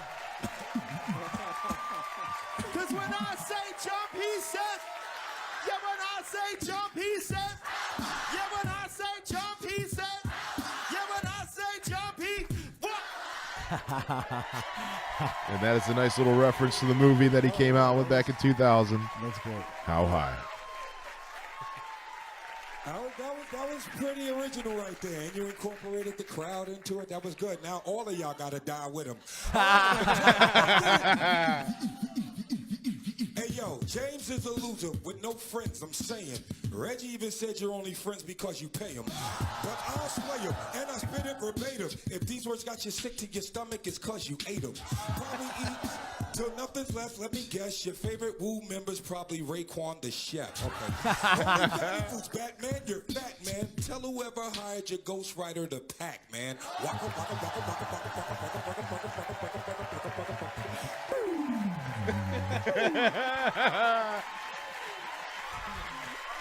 Yo, my face is hurting after that one. That's a good one. All right. Let's see what he's got. right. Josh, hit it. You thought you win easy, you're in for a shock tonight, cause I'm cooking meth better than Walter White. His real name's Cliff. I swear that's true. Like what I wanna jump up every time I see you. You sick on red and meth didn't really last. Featured 2 great rappers and 0 great laughs. I just met you. It's time to say goodbye now. All I need is for you to die. Everybody say, all I need. He is good at incorporating the crowd here.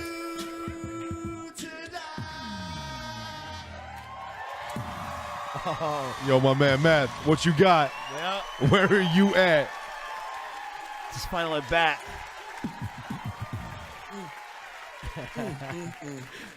That was really, really, really good. That was good. That's my mom's favorite song, but that was good.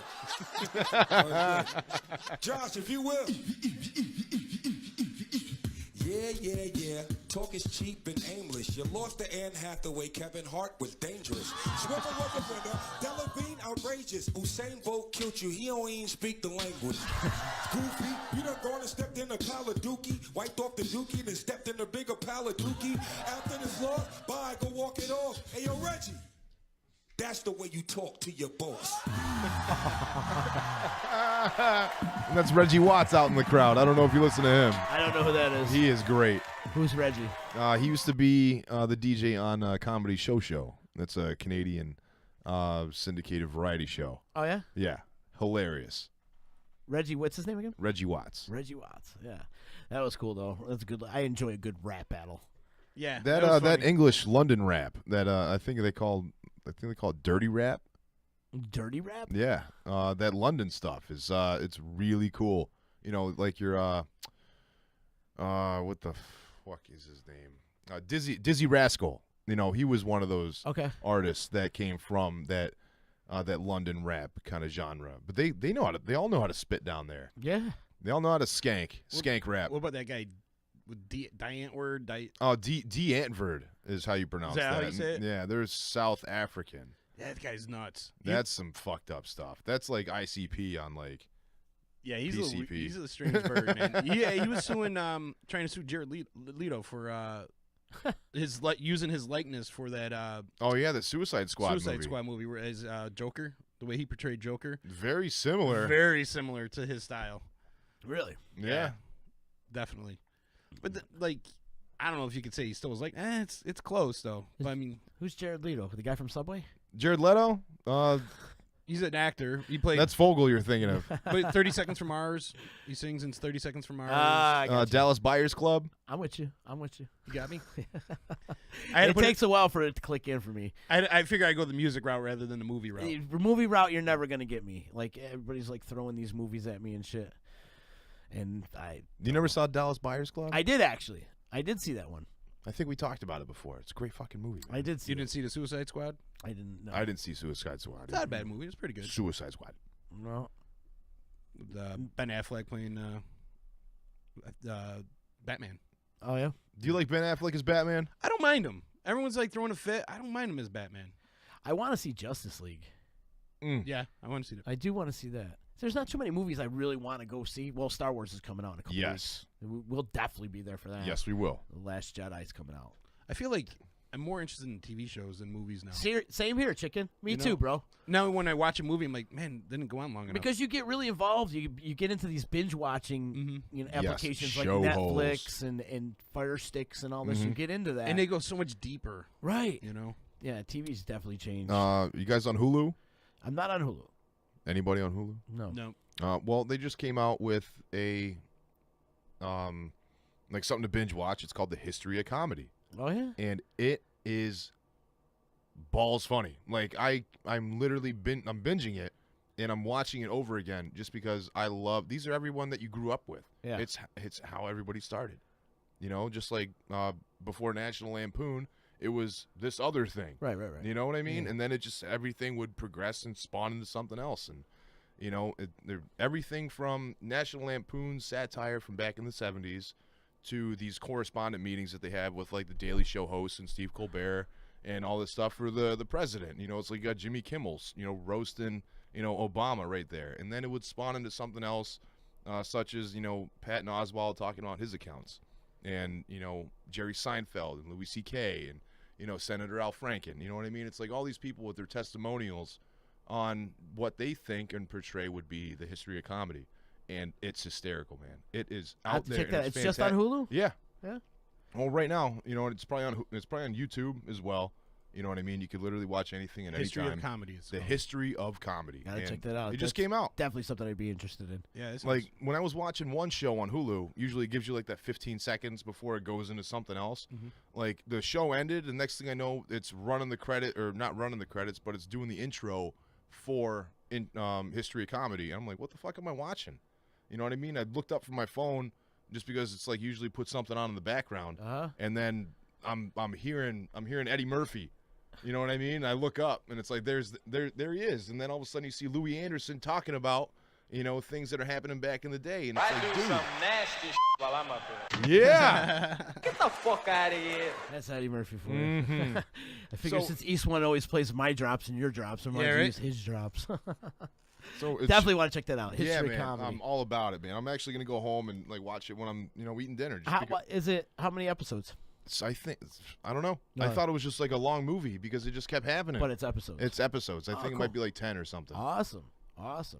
Checking in on the text line, Todd. He says, "Oh yeah, Star Wars. That's coming up." Todd is a huge Star Wars fan. No. Huge. I mean, if you ever go to his house, which he never lets anybody in, you got to be really special. You have to know the secret knock to get into Todd's house. It's a Star Wars museum, actually, in there. He's got every Death Storm helmet and Stormtrooper and Darth Vader, and he's even got the silver Darth Vader. I've posted a lot of it on my Instagram. Silver Darth Vader? Silver Darth Vader. A couple weeks ago, I posted one on my Instagram from hanging out at Todd's house. So if you could Oh, that's insane. hop He over let and you check take a that out. picture? Yeah, he let me. I always take a picture when I have to always take because he always gets new shit every time I go. Yeah, but I there. thought maybe he wouldn't let you take a picture, like be all secretive about it. Todd will be the first person in line when that Star Wars movie opens. I'm surprised he doesn't have his tickets already. I'm sure he does. I wouldn't be surprised. He's I probably thought got I was one of, wearing like, my Star Wars underwear today. He's probably got like a skip pass or something. Right? You know? Yeah. He bought his ticket last year. Yeah. Well, At the actually, midnight last showing. year he went down to the film festival, or there was a Star Wars convention. He went to Florida, and he got to meet like Darth Vader or the real Chewbacca and all these random people. Well, And, that's pretty kick-ass. yeah, and he got to sit in on a Q&A with Luke Skywalker and stuff like that. And so cool stuff he got to take part in. He's a huge Star Wars buff. I can't wait to. It's gonna be a good time. I think it comes out next week. I think it's out next week. What is next week? Or the 6th 18th. The 16th is The- next the Saturday. 18th. See, he does already have his tickets. He's checking in right now. I knew it. I knew he's got his tickets. Also, Red from Charleston checking in. Hashtag he's not my Batman. Who's that? That's Ben Affleck. Yeah. He's Ben not my Affleck? Batman either. Ben Affleck? Not my Batman either. Well, it's like I Yeah. gotta, he played an aging Batman, I guess we'll say. Did he? Well, in the one movie that he came out with, where it was kind of like an alley-oop for all these other Marvel movies or DC, Aquaman and, like I think it's getting ready for, what's it, like the Justice League. Yeah. Have you seen Justice League yet? No, No. I watched the cartoon back in the 90s. Yeah, I watched the cartoon back in the 70s. Well, maybe that was the one I was watching because it didn't really change too much. Probably not. But with, the way Batman was portrayed in that movie with Ben Affleck, and then now he's using like the whole, I guess the Iron Man suit kind of thing, where it's like he's like this super built up Batman. I didn't like his I didn't like the way that he had his attitude towards Gotham in that movie, where it's like I think he's trying to take Batman into another chapter of his life as opposed to playing a certain type of Batman. yeah. Because I think he's supposed to be playing an aging Batman. I didn't see. That's what I was I didn't thinking. see Ben Affleck as Batman. I didn't even watch that one. so. It was it was a bad movie. I'm Was gonna it? go ahead and say it was a bad movie. Red saying Christian Bale is his only Batman. I thought he did good. Batman Begins was really good. But Mike- I'm also old school too. Michael Keaton. Michael Keaton. I'm Michael old Keaton school. Batman But I thought is Christian great. Bale did a great job too. George Clooney, he played Batman. Did he? He did. See, I didn't see that one. Because there was someone that was like, George, you ever think about playing a gay man? He's like, I did back in the 90s. And they're like, oh, what was that? He's like, Batman. Because I think he played Batman just after. Because I think he played it with Chris O'Donnell as his. As Robin. That's as right. Robin. I yeah, think that it's was all that. coming back to me I now. think it was that one. And, I'm a huge Batman fan, Yeah. just because that is the only superhero that doesn't have superpowers besides Iron Man. Mm-hmm. You Are know, we in trouble? Oh. we're allowed to smoke in here, right? Look like your chicken got You know what's called funny into- is we're stuck. Huh? We're frozen. We're frozen, are we? You can't tell that I left. Oh, for real? I turned my Actually, phone I off. switched it over. Actually, It's Actually, I do say it's that. like Oscar from the Actually, I Office. switched it over. Anyways, Anyways, back to Batman. but Michael Keaton is a great Batman, but Christian Bale, he really brought Batman back to the superstardom. Even though he's always been a superstar, it's always nice that when you are going to portray these superheroes that we know, love, and adore from our childhood, this is he really brought it into the future of bringing Batman back as the superstar that he is. And I like that he went darker too. What, with Ben Affleck? No, or Christian Bale? Christian Yeah, Bale. he definitely. Just the thunder in his voice, and it's like he really took the role, to the masculine, kind of, he was this super jack dude. He was athletic. It was much less cartoony. Yeah. Than like the first few films. Like everyone's like, "Oh, Michael Keaton's the best Batman." No, I would go Christian Bale over Michael Keaton any day. How many times was Christian Bale Batman? 3. Oh wow, what, really? See, that's how, I don't know, man. I just seen Batman Begins. And then there's Batman Forever, and then there's Arkham. No, it's The Dark Knight Rises. The Dark Knight Rises. Yeah, That's right. I'm talking about like the video games. I got the video games from it. Oh yeah. It's like I started playing video games again. You remember playing video games, Z? Did you ever do when that? I was 10. Yeah. I still have my Atari, and I still have my Nintendo too. See, I like that they toned down the cartoony, like, because like once they got like Arnold Schwarzenegger in there and everything, it just got Arnold too. Schwarzenegger was a Batman. He was in Batman Mr. in Freeze. Batman Forever. Yeah, Back in the 90s. They were talking 93. Wow, I don't remember. yeah, he was. No, 92. Yeah, he was Mr. Freeze, and then they had Uma Thurman as Poison Ivy. Yeah, Ivy had the Riddler with Jim Carrey. Yeah, and they had and- Bane. Bane was just goofy looking. And Danny DeVito, fucking Penguin. Penguin, yeah. You mentioned Jim Carrey and Danny DeVito. I just watched that special with Jim Carrey, how he played Andy Oh, Kaufman. yeah. Did you see that on Netflix? Yes. No, I've seen the movie, but It's insane because they have all this extra footage. Like, he is a method actor, and he just wanted to be Andy Kaufman the whole time, and he would just piss off the cast the whole time when he was shooting Man on the Moon. You got to check that out. Yeah, that was a lot incredible. Of cool behind-the-scenes shit going on. He in really that. sold the character on that. He did. oh yeah, he did was a great the job. character. He didn't, Yep. wasn't, he was, he I was- feel like that way with Val Kilmer with Jim Morrison.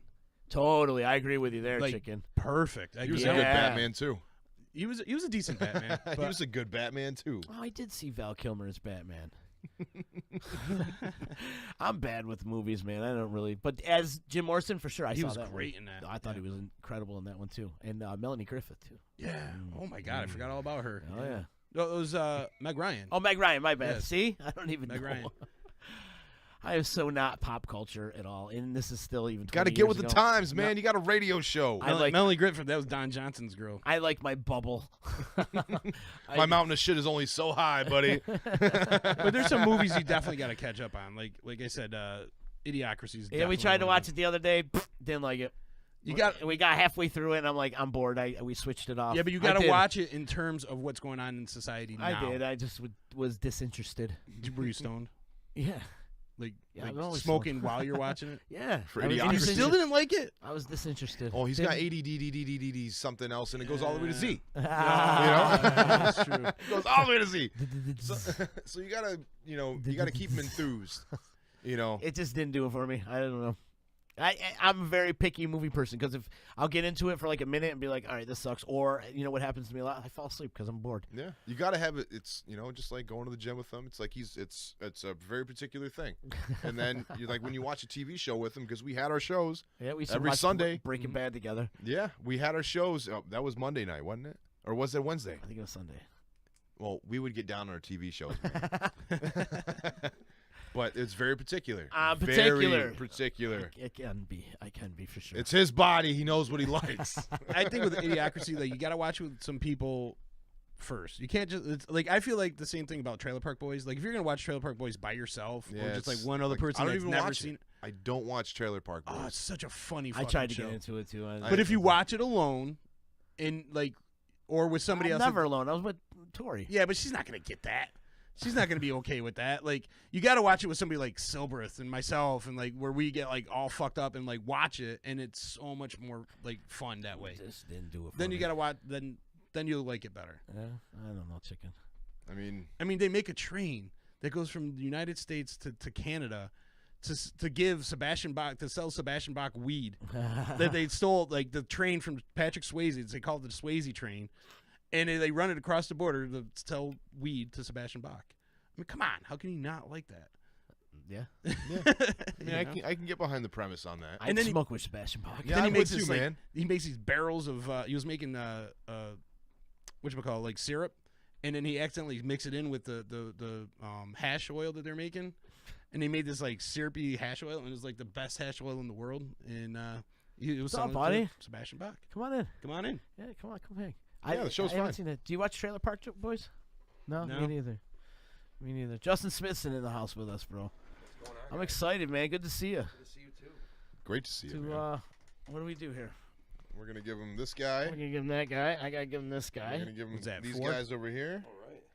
Yeah, let me just switch some things up. There we go. Number 4. We got UCs that are up the stairs and around the corner. Why? You want there. to see? Go grab one. Yeah, for sure. Help yourself, my friend. Love that he's rocking the Team Phelps hoodie too. I was wearing mine this morning. I miss my boy. I miss him every day. I got a fun picture of him that I keep on my dresser at home. It's when we went whitewater rafting. Oh yeah. We went whitewater rafting on the Hudson, on the Indian River into the Hudson, and that was a fun day, man.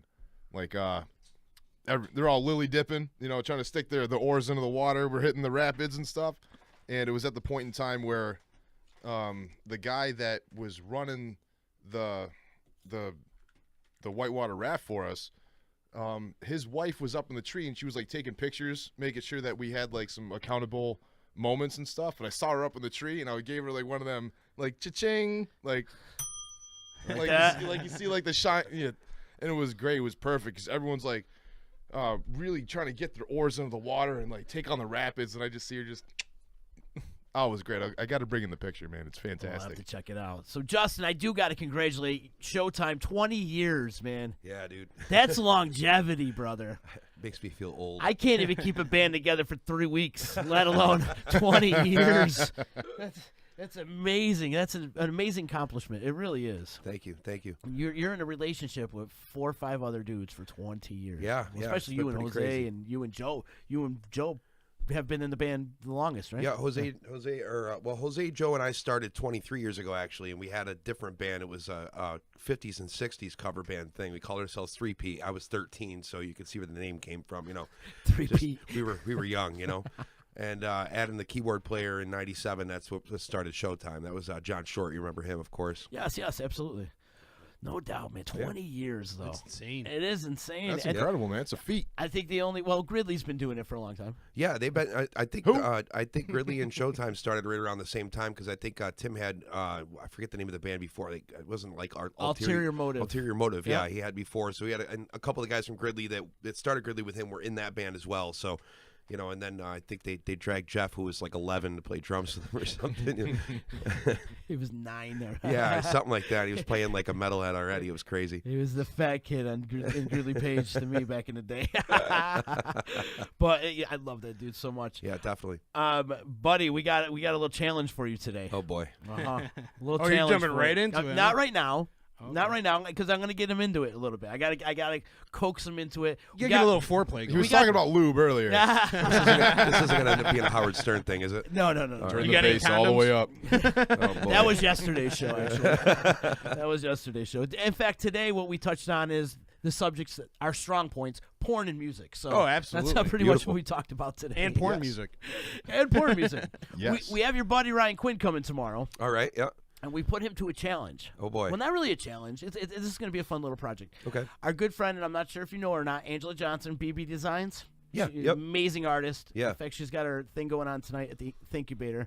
Mm-hmm. She wrote and came up with Utica wrapping paper. Oh, wow. So on this wrapping paper is like a bowl of chicken riggies and tomato pie and half moons and stuff. It's really, really cool. And a picture of Ryan Quinn? No. No, okay. I'm curious. There should be. I'm trying to guess where this is going, Well, if they wanted to sell some wrapping paper a little bit more, they should have put a picture of Ryan Quinn on there. Anyways, so not only did she come out with this wrapping paper, but she wrote the 12 Days of Utica Christmas. Oh, wow.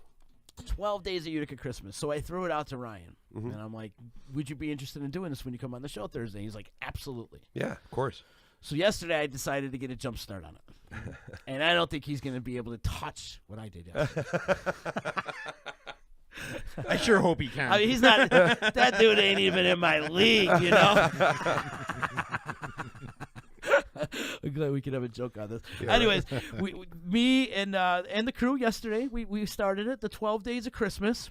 I wanted to see maybe if you'd be interested in maybe performing it or sing along or something like that. It'd be cool to have different versions from different artists. I wish you had clipped your version from yesterday. I can. It's easy. So we could play it, and so you can see if he can outbeat us. I will do beat that. You.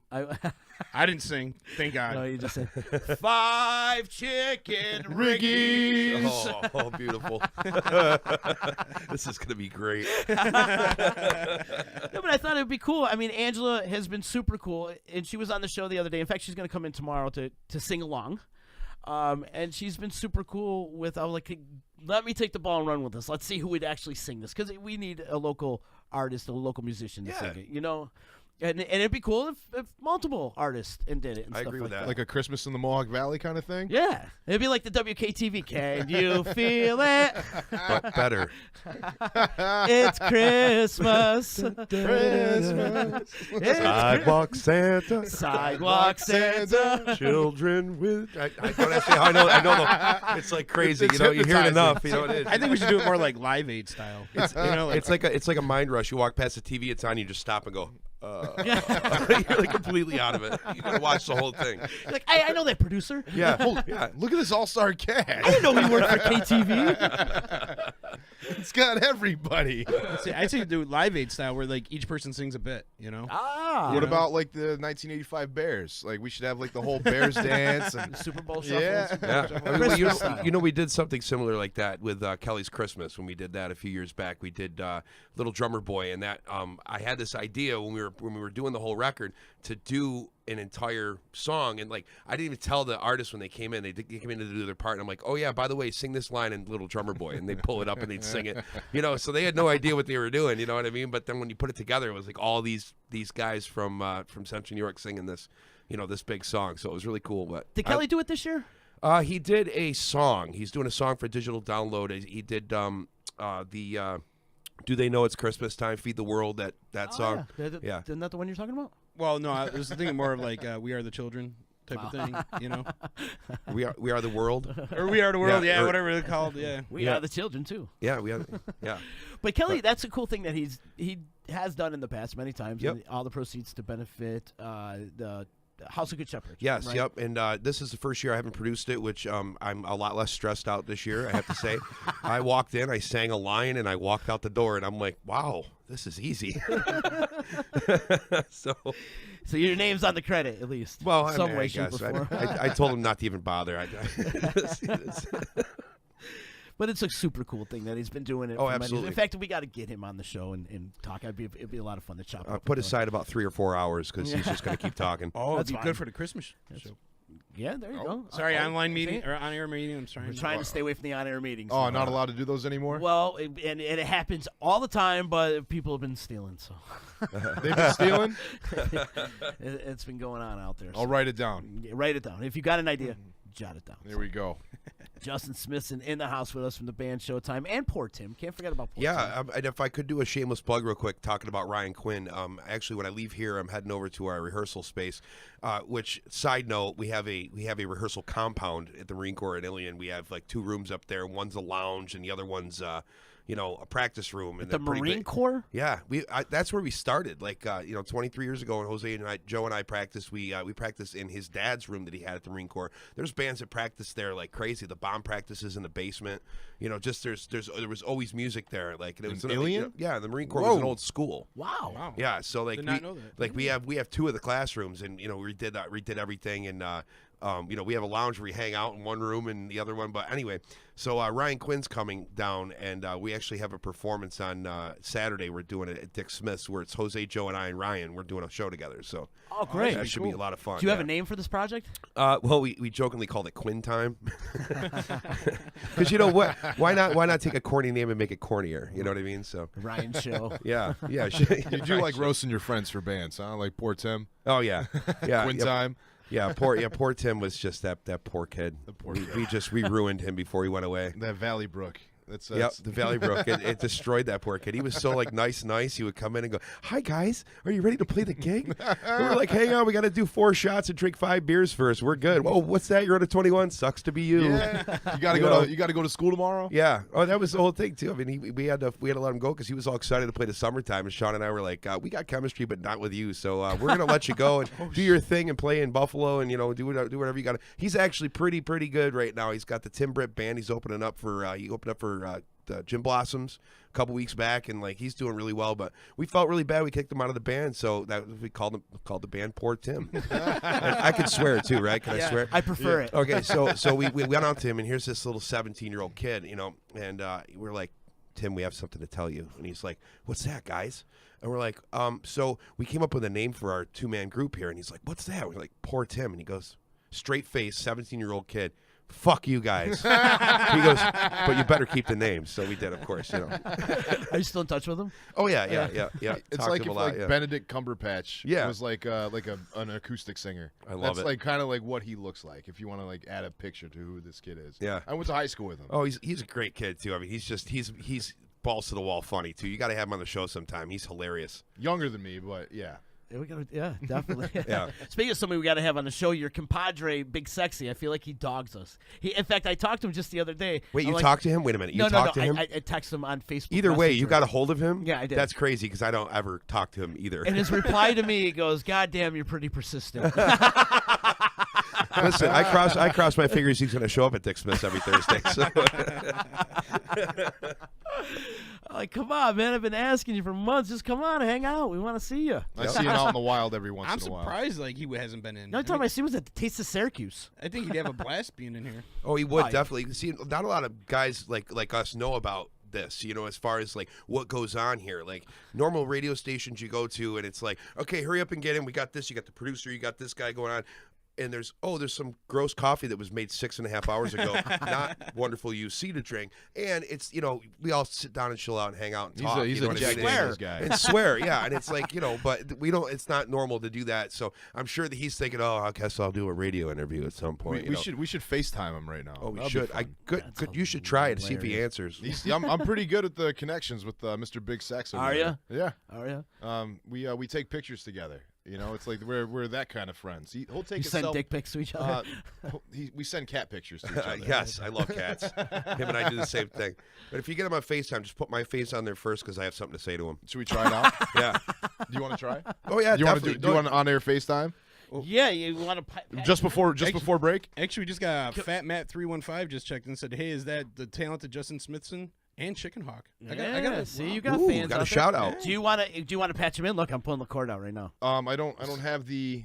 I need that you got the iPhone 7 thing. You don't have a. Oh, you need the adapter? Yeah, You I don't need have the it. adapter. I got it in my Jeep. Gotcha. Maybe we could do it after we come back. Yeah, we'll have to do it after the break. All right, well, you know what? Let's take a break. How about that? Let's take a break. And That's then- freestyle radio for you. Always, man. This is what we do when we don't plan anything. I need to get another beer anyways. Hilarious. And I want to show Justin the 12 Days of Utica Christmas, too. I'm excited for this. The 12 Days of Utica Christmas. You did bring your guitar? Maybe. Maybe? Uh-oh. This is a hard perhaps on that. Have you ever played the 12 Days of Christmas? I'm sure you know it. No? No Maybe clue. we'll find the instrumental on There's YouTube a or something. ton even of still, birds. I played Christmas songs for years, but I still have to pull it up on my iPad when I have to do it because I forget them every year. So, Because you try to forget them as quick as possible. Exactly, yeah. As soon as they're in, you got to put them out there. Good stuff, man. We'll be right back. It's EC Radio. You're listening to EC Radio on the Disruption Network.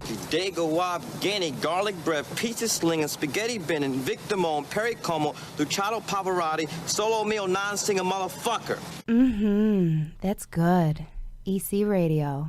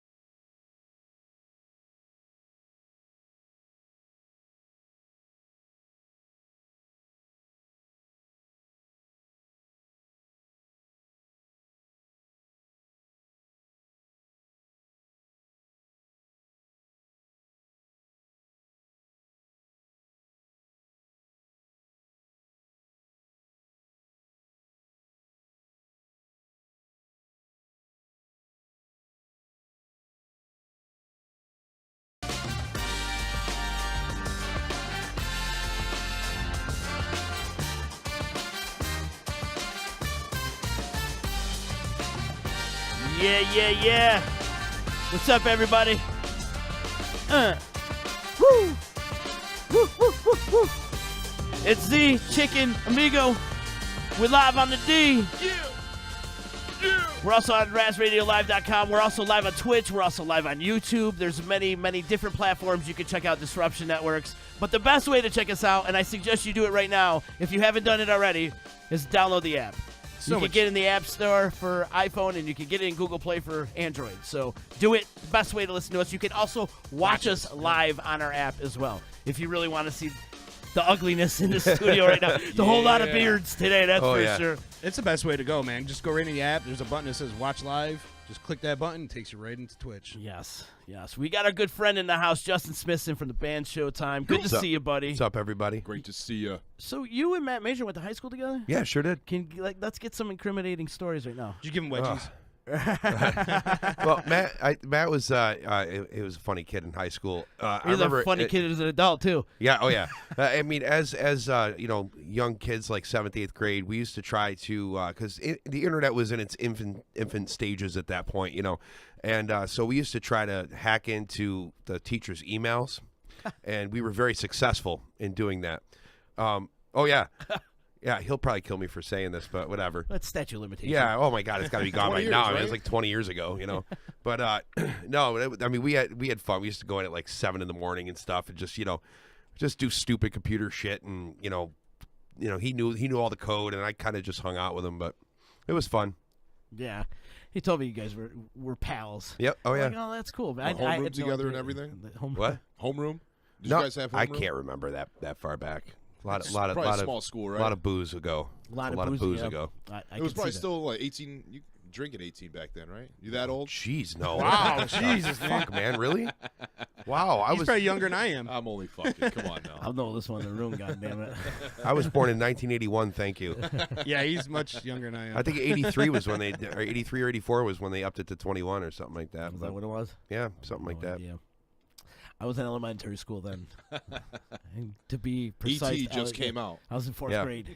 That used to scare the shit out of me. E.T.? Yeah, the one part, because I was real little, the one part where she opens up the closet and he's in there and he stretches his neck out and goes, wah! Oh, yeah. I saw it in the drive-in. I hid in the car the rest of the time. I didn't watch E.T. again until I was like 23 years old. I also seen it in the drive-in. Seen it in the drive-in. It was like one of the first movies I ever seen. Yeah. E.T. was? Yeah. No doubt, man. Beetlejuice was my first movie. Wow. Oh, all right. Mine was the original Star Wars. I'm dating myself, so. That's awesome. Yeah. Yes. By the way, I did send you the 12 Days of Utica Christmas. Did you get it? I'm checking my phone immediately. Did you get it? But the 12 Days of regular Christmas. Yeah. You get like 20 birds in that whole song. 20 birds, you really? Get like French hens, turtle doves, partridge in a pear tree. You got what? Well, how do you associate birds with Christmas, though? Not a clue. And it's 12 days, and you get all these fucking birds. Like, that is preposterous. What's up with the emoji before the word 8? Like, I don't get that. I don't know. That's it's not funny, like though. that on my. That's not like that. Yeah, I got like a smiley emoji with sunglasses. that works. I actually have them right here. It doesn't even have that. So on should mine. I go? It's so weird. Smiling emoji with sunglasses. 8 train cars. I don't know if I can fit that all in one phrase. 8 train cars chugging. Train cars chugging. Train cars. Actually, train cars chugging. The tricky one is 6 snowstorms coming. I can never say it. 6 snowstorms coming. Well, we could probably figure out many things to change that too. What's the 12th day of Christmas for the Utica Christmas? Oh, tomato pie. Tomato pies. 12 tomato pies or what?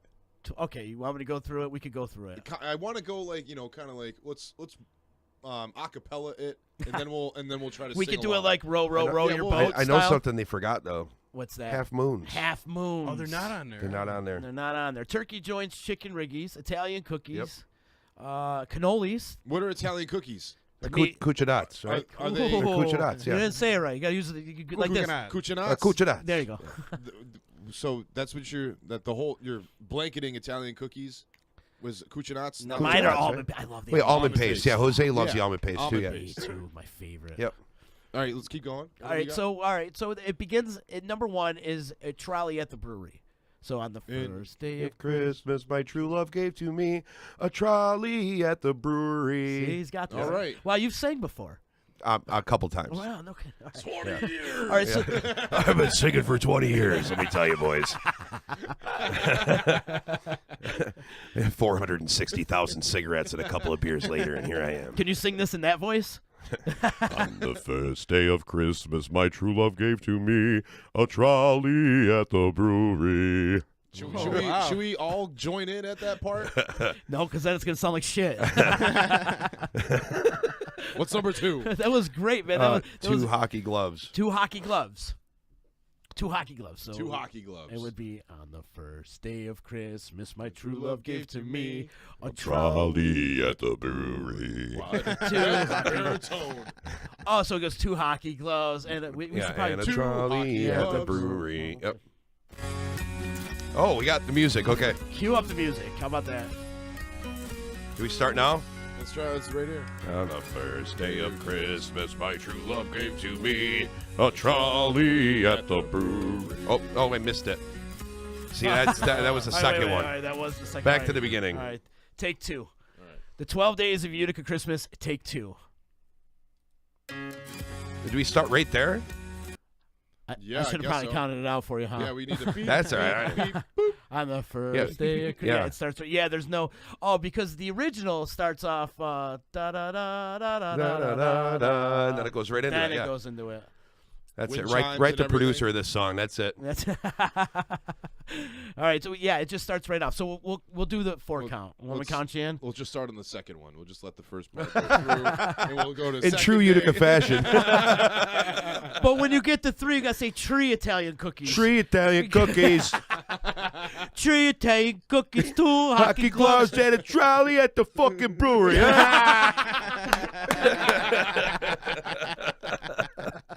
I like that version. I think we're on to something. Yeah, here we might now. be onto something here. I mean, there's more. We'll you. we'll leave the cute and fancy way to Ryan. Yeah. Oh yeah. On the first day of Christmas, Tree Italian cookies. Tree cuccinats. Oh yes. There you go. We just changed the words right there. I love it. Now we can get in a fight. What do you mean, cuccinats? I like the half booze. What are you talking about? Hey. Spoyadel. All right. All right. We'll take it from the tip. All right. Ready?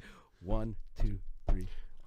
On the first day of Christmas, my true love gave to me a trolley at the brewery. On the second day of Christmas, my true love gave to me 2 hockey gloves and a trolley at the brewery. On the third day of Christmas, my true love gave to me 3 Italian cookies, 2 hockey gloves, and a trolley at the brewery.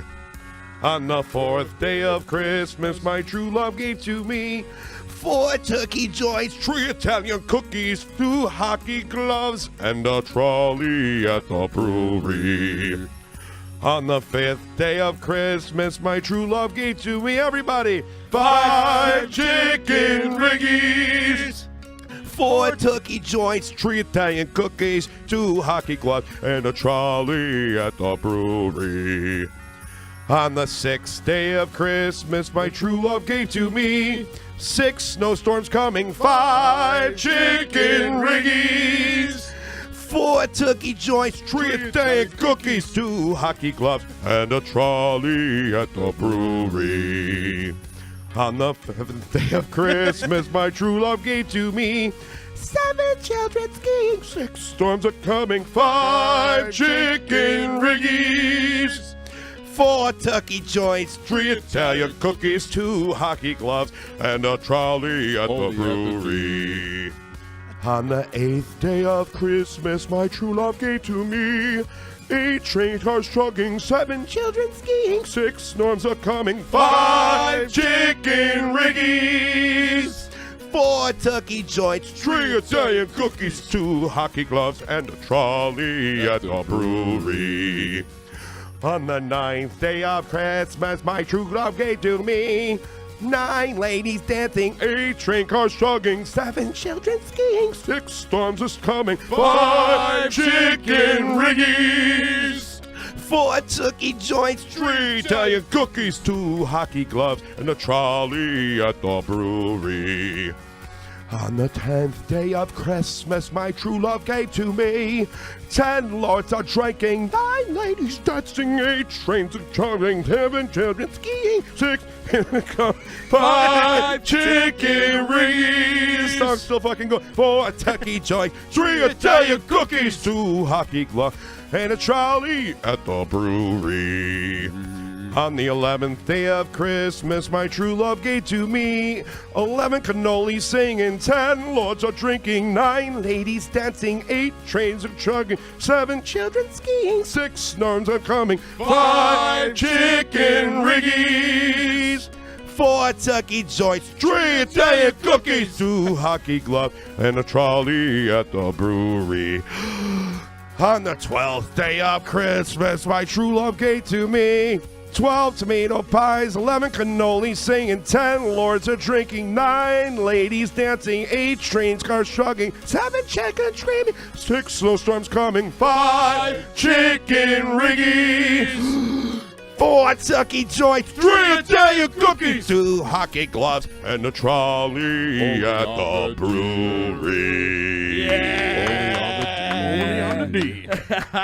Justin Smithson, ladies and gentlemen. I tried to do different voices for all of them, then I forgot the voices that I did. Yeah, that one line you just did all the same voice. Yep. Yeah. Well, by the time you got to 12, I was it's trying like, to do the jerky boys. You're 4 turkey joints. Spicy hot lammy nipple hot chops with sweet and sour sauce. Let Angela know that we did that. Send her a text, yes. We'll have to play it for tomorrow. We're definitely going to play it. You recorded that? Oh, of oh course. God, I'm sorry. It was great. That was Tim Moyer from Gridley Page, everybody. 3 Italian cookies. That was all Sesame Street right there. I know. It's like I said this yesterday. It almost felt like 99 bottles of beer on the wall. Yeah. And you get to the end, and it's just like, yeah, you know. Just start jumping around, jump up, and get down. That was rough. I gotta quit smoking. Smoke some more, man. That was great. Yeah, cigarettes are bad, folks. What do you got? And Ryan Quinn will be singing that tomorrow. Actually, when you see him tonight, let him know. I will let him know. Let him know what he's in for. Sure. Wait, I think that we should surprise him because I was surprised. Man, all right. I already emailed it to him. I wanted him to be prepared for it. He likes to be prepared. We played him and Gary Johnson and I played a gig, and we walk into the bar. We played the Mill in Rome, and walk in and I'm like, "Where's Ryan?" And Gary's like, "Oh," and we're both at the bar. And he's like, "Oh, he's warming up." I go, "What is that? What's warming up?" I'm like, 2 shots of whatever, and give me a beer, and here we are. I'm like, I got to smoke first. So I ran outside, smoked, did my shot, took a sip of beer, and walked up and sang. Here's Ryan, me. I'm like, all right, dude, okay, man. What's he taking, a spoonful of ginger and honey with chamomile or something? He's got. I don't know. He's got I'm telling you, man, with a voice like that, he's got to do something like that. You know what I mean? Because I mean. He's just incredible. Let's just be real. Honey, yeah, that's what Ronnie James Dio used to do. Just gargle honey. Well, they got this stuff, and it's a funny name because, but it's a tea. It's called throat coat. It's like all of the pros use it. Jay Brady was telling me about that. Yeah, really? Dude, it's insane. It's like what is it? It's like licorice root and like a bunch of other herbs and stuff, but it's got like this. I can't remember. I don't know what in it makes it like a little sweeter, but it literally coats your throat and you can sing anything. It's like crazy. Wow. Yeah, so they all use it, all the pros and stuff. Have you tried it? Oh yeah. Oh yeah. Yeah, it works great. But I usually drink it when I'm sick or whatever. But nothing blackberry brandy can't take care of it. Yeah. Attaboy, true rock star fashion. You're out there doing it. How many nights a week, though? 4 nights a week? Yeah. In the summertime, we were 5-6 nights a week, and then now with Port Tim on Thursdays, and it's like 3-4 nights a week now in the wintertime, which we haven't been this busy in the winter in a long time. So usually we got full weekends off in the winter sometimes, but no full weekends. So back to the grind, Yeah. Hey, you got to pay those bills. Yep, you know it. You got to pay those bills. And congratulations on your newborn. Thank you. 2 months now? He turned 3 months yesterday. Oh, the time is just flying by, my man. Yeah, the September was a blur. That was the month he was born, so September was completely a blur for me. I have no idea what happened in September. I know he was born, and now he's 3 months old. Are you going to be one of those people that can be like, oh, he's 38 months old? You know, like, Right? No, that is not going to be me. No, I feel like you got to stop around like 18 months. I feel like that's the cap. I can't even do Stop that. after a year, I'm I think. going to stop after a year. My wife will probably continue, but I'm like, he's like a year and a half, year and a couple yeah. months. I don't know, whatever, almost 2. No, I think there that's you go. what they do like 18 months to 2 years. I think that's like the type of clothing that's out there. Oh, is So that it's like I feel like I stop at 18 months. 18 months, just right. because of the clothing goes next to 2 years, Right. It's like, oh, it's 18-month-old. It's like, get him 18 months. It's like it's a little fucking like measurement for clothing. Yeah, it is. That's exactly what it is. I mean, if you ask my mom right now, I'm 439 months old. Yes, that's right. I just used a calculator on my phone to figure that out. When I turned Justin's 32, so big. How old is he? 439 months. Still breastfeeding. When you're 32, No. you're a billion seconds old. Huh? When you're turning 32, you're a billion seconds old. Oh yeah, you figured that out. Yeah, no, I thought that was fun. That's crazy. I'm It's a in the milestone. trillions then, huh? You think so? Old motherfucker. I'm worse than the national debt right now. That's how many Your seconds old I've been balls on. Yeah, and right. loose skin.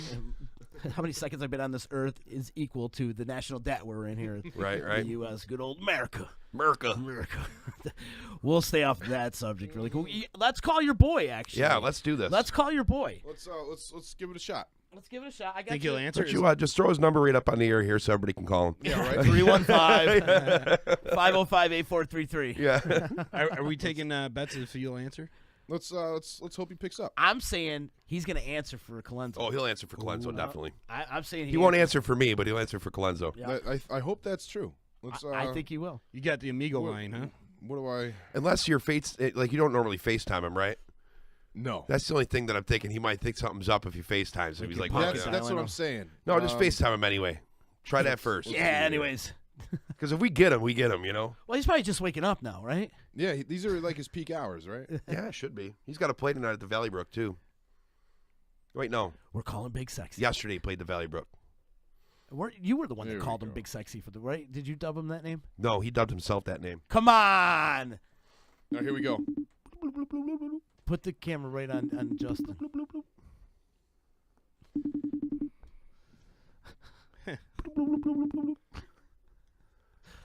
He's not going to answer. No, What a loser. he's not going to answer. We're trying. Sometimes he would unsheath himself. Not like that, but he would show his face. He probably doesn't know how to FaceTime. I'm surprised he doesn't just open the phone and show you a picture of his dick. No. That would be funny. He's been known to do that. He would show me a picture of his cat before his dick. Nope. Nah, didn't pick up. Didn't What a pick up. loser. Didn't pick up. But here's a recent picture. What, dick pic? That was at the Nice. that was at the OAR show. Yeah, the OAR show. He went to OAR as a fan. Yep. Oh yeah, he I don't know. fanboyed out for once. He did. Yeah, I feel like you they were guys horrible. I feel like any of you guys don't get a chance to go out and see Never. other shows. Never. The last show that I saw was REO Speedwagon when I opened up for him, and that was the only reason why I was there. Yeah. Even when Showtime opened up for Ambrosia, remember the 70s, 80s band Ambrosia? We opened up for them. Couldn't even watch the show. We packed up and left because we had another show to go to. Oh man, Yeah, so. Road Warriors though, and you Yep. are though. How do you find all these great gigs though? That's the one thing because.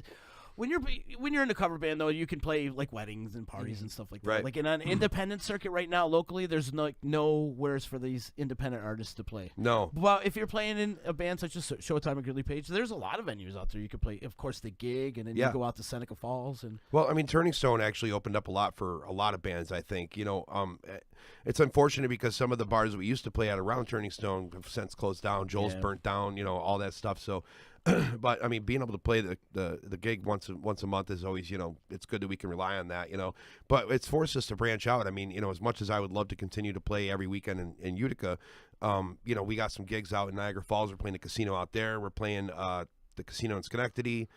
Place out in Clifton Park. We're down in Ithaca. We're up in Old Forge. I mean, we're all over the state. Yeah, it's great. And we're avoiding the one area we don't want to go to, which is New York City, because you can't get paid in New York City. So, I mean, and that's really the whole thing. Like, I have so much respect for original artists, but our band is in it, to make money. You gotta pay bills. We have fun playing, but that's how we make a living. You know what I mean? So you can't make a living around here, especially with original music. You know what I mean? So it forces us to play covers.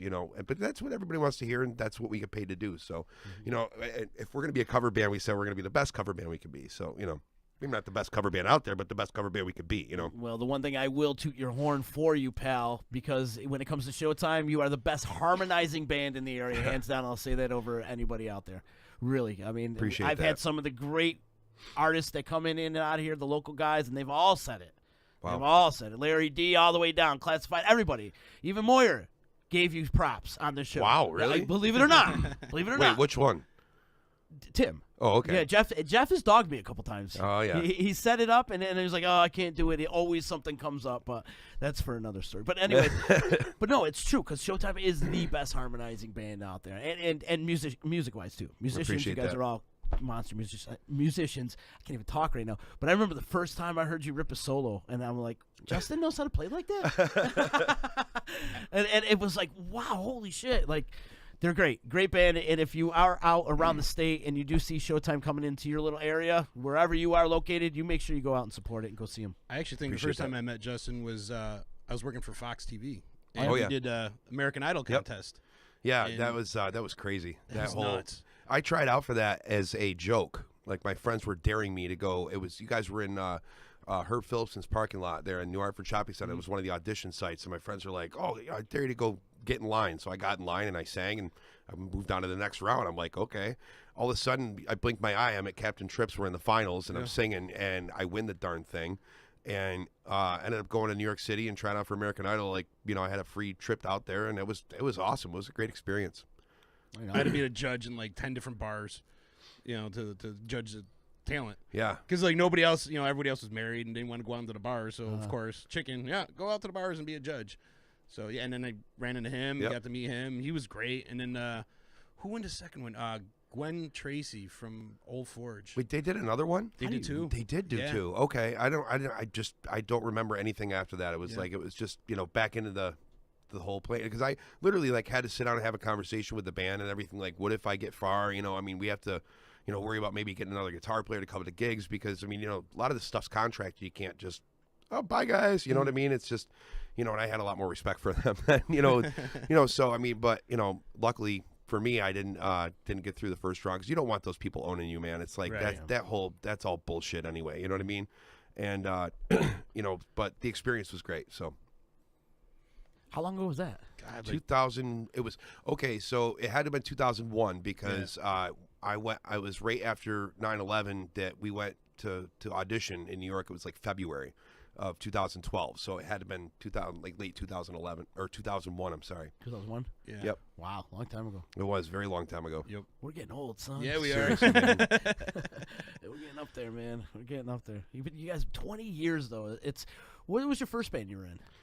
3P. That was 3P. Okay. Yeah, it Yeah, was you Jose, mentioned Joe, it. and I. And we met at Jose and I met at we were doing a musical together at the high school. Like, I was in junior high, and they needed somebody that could sing really high, which was me at the time before I You were started 13? smoking cigarettes. Yeah, I was 13, and I played Friedrich in The Sound of Music, the one that's the 14-year-old kid. Yep. You know, and he's like, I had to play guitar in a scene, and he goes, "Hey, I heard you're pretty good at that thing. Play me a song. What do you want to hear?" He goes, "Play Stairway to Heaven." So I played Stairway to Heaven. And he's like, "Oh, you should come jam with my band." I'm like, "Okay."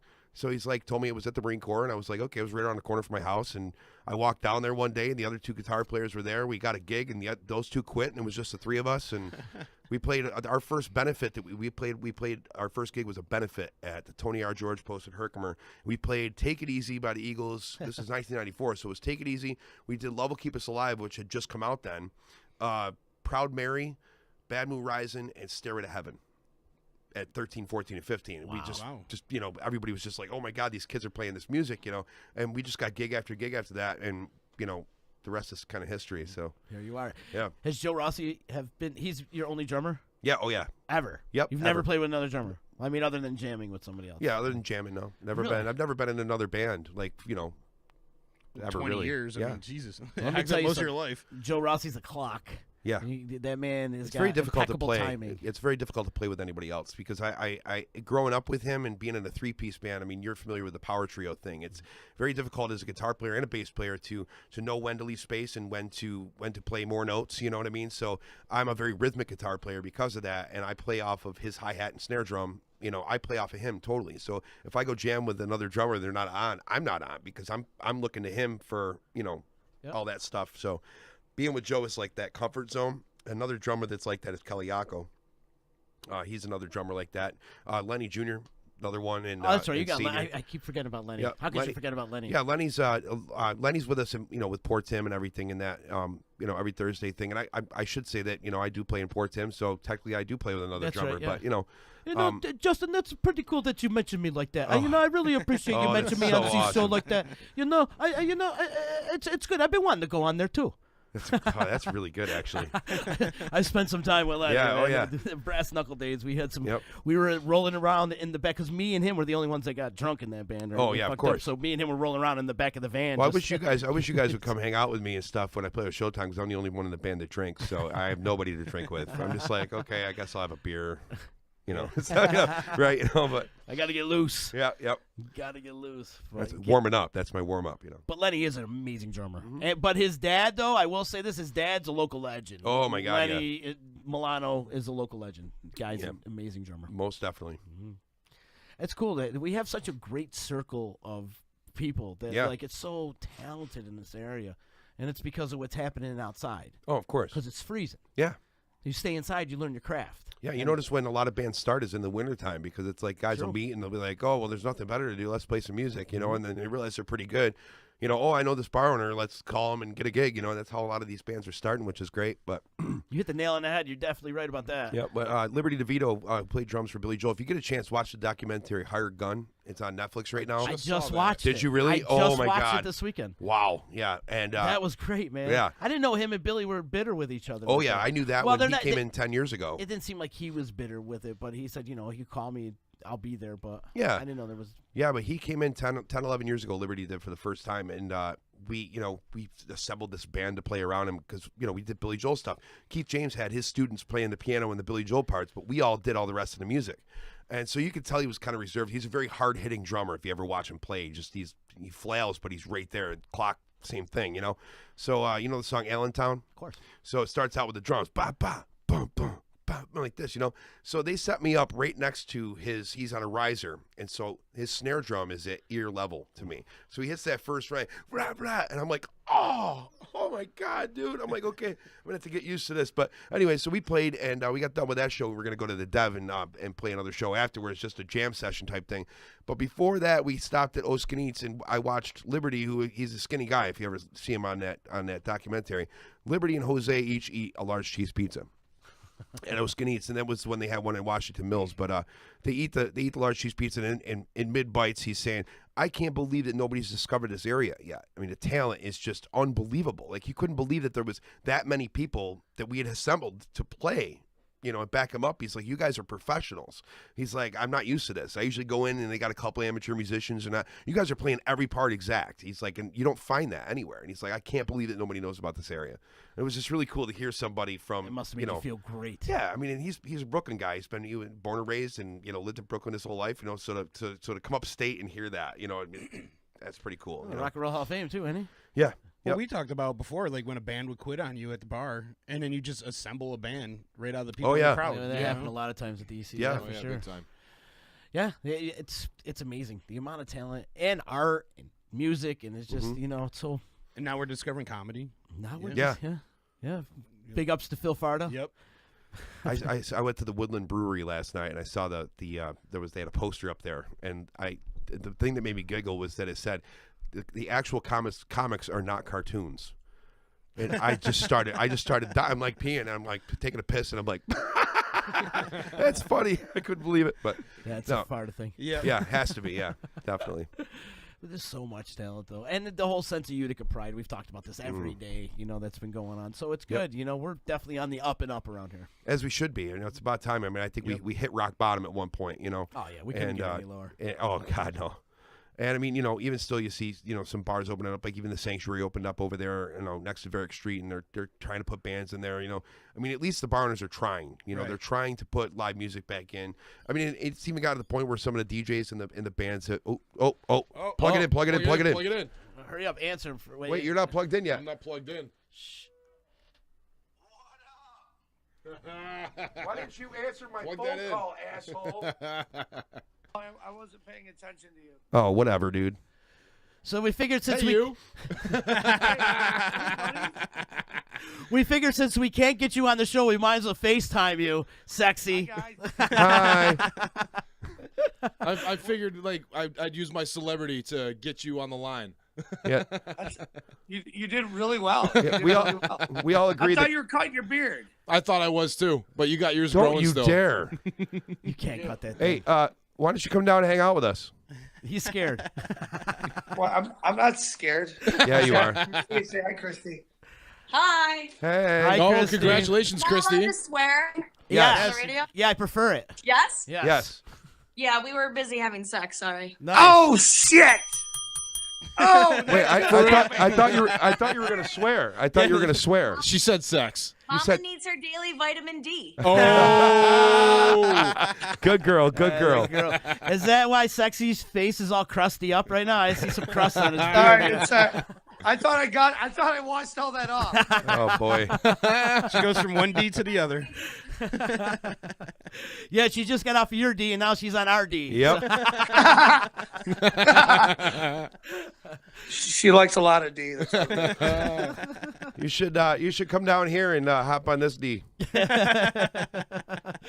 I like a little bit more hair on the top. Sorry, buddy. We definitely just got a whole lot of beard going on now. Yeah. That Oh, we yeah. I know. Yeah, Now you that you're do. in here, there's so much beard. We got Sean on the phone with us. Sean, what are you up to, man? You got to play tonight, right? No, I had tonight off actually. Yeah, tonight off. Yeah, so we're gonna go grab a nice little sub from Little Roma's. Shout out to Little Roma's. Little Romas, what's up? Want to see him catch his beard on fire. Holy I know. It's okay, we're good. This is great. This is funny. I'm surprised you called back. We Yeah. didn't think you would How even about pick up that? on anything. I was busy. You should have picked up mid Yeah. thrust. Oh yeah. Mid coitus. It was doggy style Wednesday. Or as we like to call it, the Hump Day Hoedown. You could have set it right up on the headboard. Oh yeah. Just hold these pillows. Why do you need all those pillows?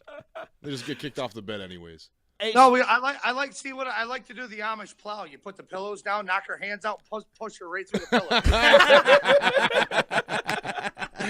the Amish plow. Hey, Oh, that's good. can you confirm this rumor that you actually gave yourself the moniker Big Sexy? I did not. That is a false rumor. Okay. That rumor or that name was created in 1999 at Herkimer Community College in the Little Dorm. Oh, yeah? Mm-hmm. By you, right? Don't Don't lie about it. I can't remember what I did yesterday, so maybe I told you. Big sexy. Hey, Sean, we got to have you come in and sing our 12 Days of Utica Christmas. We just had 12 days. Yeah, we just had Utica, Justin yeah. sing it, and then but we're actually gonna switch it up. We got to throw Rainbow in there, Varick Street, and like Cowboy and shit like that. And So we should do half our own- moons. and Half Moons. Is Cowboy still alive? There has Yes, been a he cowboy is. sighting. Wait, there's been a cowboy sighting? I had to kick him out of the bar at O'Donnell's once. Oh wow. Just feel So okay, Sean, scratch that. We're gonna do the 29 days of Utica Christmas because we got to add a few. So we're up to the 29 days. I think we should do a D version of the Utica because we can't mangle poor Angela's version. So we should do our own version. We'll do our own version. Yeah. We gotta have the three Italian cucciarats. 12 hookers hooking. And a case of herpes. Only on the D. 5 heroin addicts. No. All right. No. Wait a minute. Now you're just getting so. And a big old case of VD. That's how it's. Yes. That's how it's. Yes. I knew there was a reason why we called him. Or a case of UC. I was thinking that too. Or case you see. Oh, there you go. There it is. Only on the D. Sean doesn't understand the language of UC. He only understands Jack Daniels. Oh. And a big old bottle of JD. Yeah. Well, that's a big old bottle of JD. I'll tell you, the other day we played a benefit, and I'm like, Sean, can you take this, plug it in here, and plug it in there? He goes, what? Jack Daniels. And he goes, oh, okay. I'm like, Tina just got to speak his language, and it works, 12 Days of Christmas according to Big Sexy. Yep. You should write that, dude. Hey, look. Hey, guns out. Ah! Oh, see, there he is. God, that's like that cat is huge. I'm telling you, like he's meaty. What's the name of the cat? Asshole. No. Maxwell Barton. He's got a last name too. That's Hell yeah, all my cats. I got Jackson Blaze. Where's I got Cato? Maxwell Barton and Cato Manford. Cato Manford. Cato Manford. That'd be a great Now, stage can name. I just say that 10 years ago, Sean would have kicked my cats if he ever saw them. He hated cats. Hated them. I wouldn't kick them, but I wouldn't like swerve my car. You know what I mean? Right. Yeah. And now if anybody says one bad thing about a cat, he's like ready to kill them. I'm like, all right, dude. I'll fucking kill someone. Talk shit about my cat. Cato Manford. I'm still. that's that'd a be cool name. Great name for like a band. Cato Manford. Cato Manford, right? It's Yeah. not too bad. Well, it's Manfur. Manfur. There's no D at the end. Yeah, Manfur. We put the D there. Manford. Yeah, we got to put the D there. It's for, you we're on the D, so it's we're gonna start a band. We're gonna call it Cato Manford. Duh. Dude, get some Romans and come over here. I got like a half an hour to go before I gotta leave. We Hey, got Justin, I like wanna 10 show you minutes something. left Hold of on. the show, anyways. Oh, you fucker. He does it to me all the time. He goes, here, I want to show you something. Check it out. Click. Oh, that's the old Rain Man trick, right? Oh, yeah. I used to do it. Justin, I got to tell you the story. Click. Click. That's hilarious. Well, it was good to catch up with him. It really wasn't, though. No. Could have thought of better people to FaceTime. That's hilarious. That was great. Sean Big Sexy Smith. I should tell him, though, we will fulfill his rider. We can easily get him a bag of weed and like some JD. Yeah, that'll work. We'll give him a fifth, and then he'll be able to come in. Yeah, we used to yell at colleges when we used to go in and play at colleges and stuff. We're like, "Where's the peanut butter M&Ms that are only the black ones?" You know what I mean? Like the kids were like, "Did you really want that? Did that really say that in the contract?" I walked. Where's up my one place naked pictures of B. Arthur? Yeah, and I'm like, I need. Sean used to go in and like do it for me. Like I'd walk in and I'm like looking around like this, and he's like, You didn't read the rider? And they're like, what? I'm like, he needs the ladder truck from the local fire department because he needs to be at the highest point he can in the city so he can see all around before he plays the gig. And I'm just like, looking around like this, and like, what the fuck? Like I was like acting like I was, we used to fuck with him so bad. It was so funny. Oh yeah, I mean you got to act like a rock star sometimes. You know what I mean? I got to ask, do you put something weird in the rider just to make sure the talent buyers are reading them? You're gonna laugh at this. I don't think that Showtime has ever had a rider. Oh no. No, it's we have trouble getting the size stage that we need, because they're like, oh, they're just a band, we'll just put them in the corner. I said, do you see the size of us? Right. There's no way that we could fit there. Right. But yeah, our stage size right now we need 24 by 12. That's what we need for a stage size, which is huge. I mean, that's a big stage. You know what I mean? But look at us. I mean, we're not small guys. How many 5 large men. I was gonna say the guy named like there's Big 5 Sexy. of us. Yeah, there's 5 of us, and we literally unload a 16-foot box truck every single time we play. Mm-hmm. Like no, it's like unloading an apartment. Yeah. Every single time we play. So, pretty soon, when we say we're gonna go home, they'll have a stage big enough for us when we play.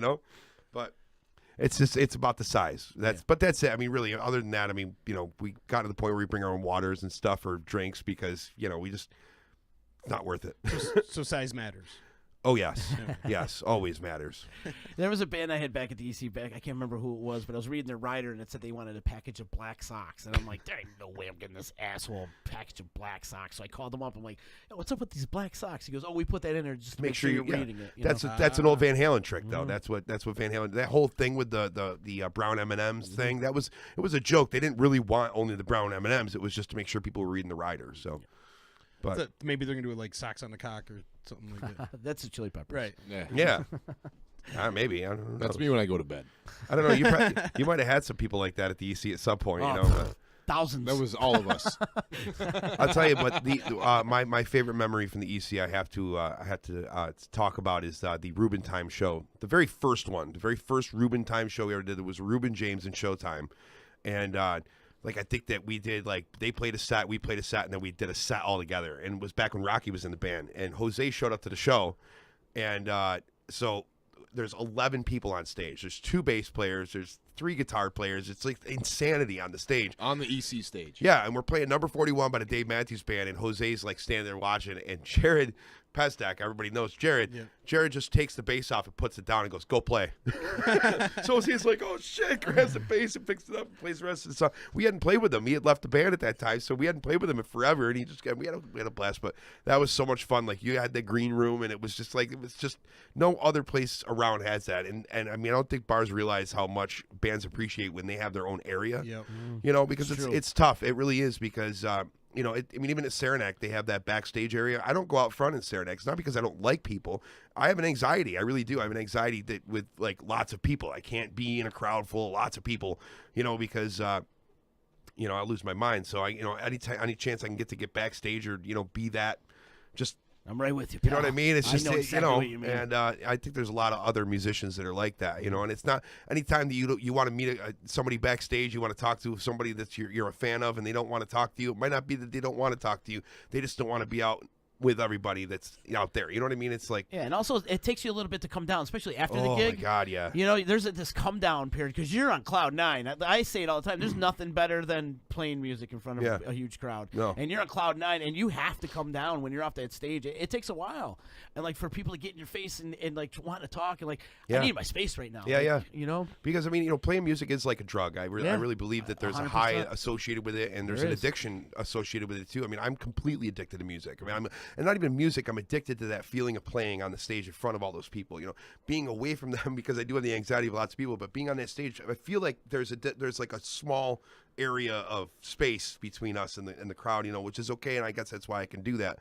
But having that feeling, I always wondered how all these guys, these big rock stars, can get into drugs because the feeling that I have when I play is, you know, there's nothing to chase. It's all there. It's there. You know what I mean? But then you think about when they're touring on the road. When they're touring on the road and the anxieties that they have and how they cope with it. And, you know, that's why a lot of them become alcoholics or drug addicts. You know, I mean, they just, I mean, and it's available to you on the road. It's there. You know? And being on the road, you got to kill a lot of time too. You're stuck on a bus all day long. Then you get to a venue, and the venue looks like last night's venue, which looks like the night before venue. Right. It's the same thing. It turns into like Groundhog's Plus, Day. you can't half-ass it. Like there's days you go to work and you're just like, I'm not feeling it, and like you just kind of half-ass it. You can't really do that when you're up on stage. I mean, even if you're a cover band in Central New York, though, I mean that's the thing, the biggest thing to overcome doing what we do, because all the bars are the same. You know what I mean? You go to a bar and it's like the bar owner doesn't really want to pay you.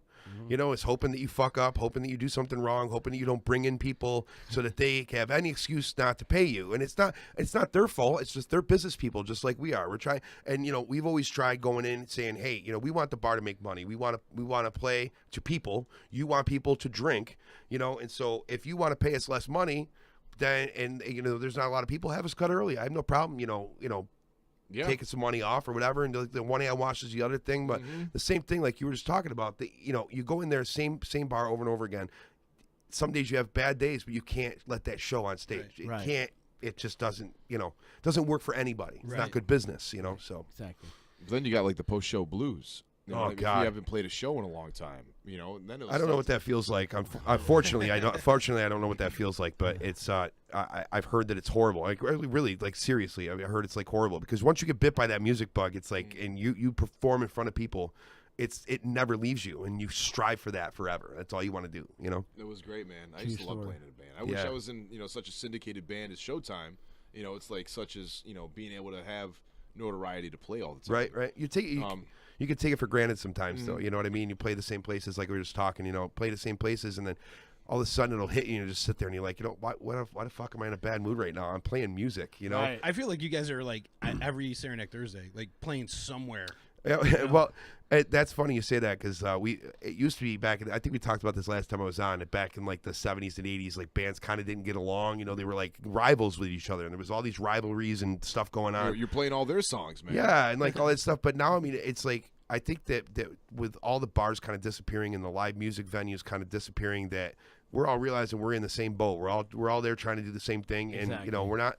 we've all become friends. Like I'm friends with the guys from Gridley and Last Left and Simple Props and all this. I mean, I love these guys. Like, and they're all doing the same thing we're doing, and they all enjoy music just as much as we do. So it's cool to see them walk in to watch us, and when they see us walk in to watch them, and the first thing everybody does is you got to come up and play one. I went to see John Leaving play last night and got up and played like 4 songs. I miss my old friend. Yeah. I got to get him on the show too. But that's my wife's favorite performer right there. I love him too, it was her man. birthday yesterday, so I'm like, "What do you want to do?" She goes, "I want to go see John Leaving." Well, happy birthday to your wife. Yeah, happy birthday. We're out of time, fellas. Oh, this has been great. Justin, thank you so much for coming in, man. Sorry Enjoy to the talk 12 so much. days of Christmas. No. Please, you have an open door policy. Anytime you want to come on, please Appreciate promote that. it. Promote whatever you got going on. And please come in. We open the door and you come in and play music, whatever you want to do, man. Much appreciated. Bring the boys in, too. Definitely. We'll make you sing more I'd stupid love to. songs. Yeah, we Bring should. the boys Definitely. in sometime, but that would be great. Tomorrow, Ryan Quinn's going to be here, so give him a little pre-introduction of what's going to happen tomorrow. I will absolutely do that. Right? Well, Matt clipped it for us. Did he? Off of Twitch, yeah. Oh, thank you, cool. Matt. Thanks, awesome, Matt. Awesome. Thank you so much, Matt. And I want to thank you for listening. And also, tomorrow we got Mr. Jackson coming in. Also, Mike Device is going to make his triumphant return. And then there's a show afterwards. But, and then there's the D line. Junior. You have a good evening. See ya. You're listening to EC Radio on the Disruption Network. We are a generation of lost masculinity, and we got to start getting it back. No matter if you're straight or gay, no matter if you stick it in the front or you stick it in the rear. For the love of our sons, we've got to stick it in there like a man.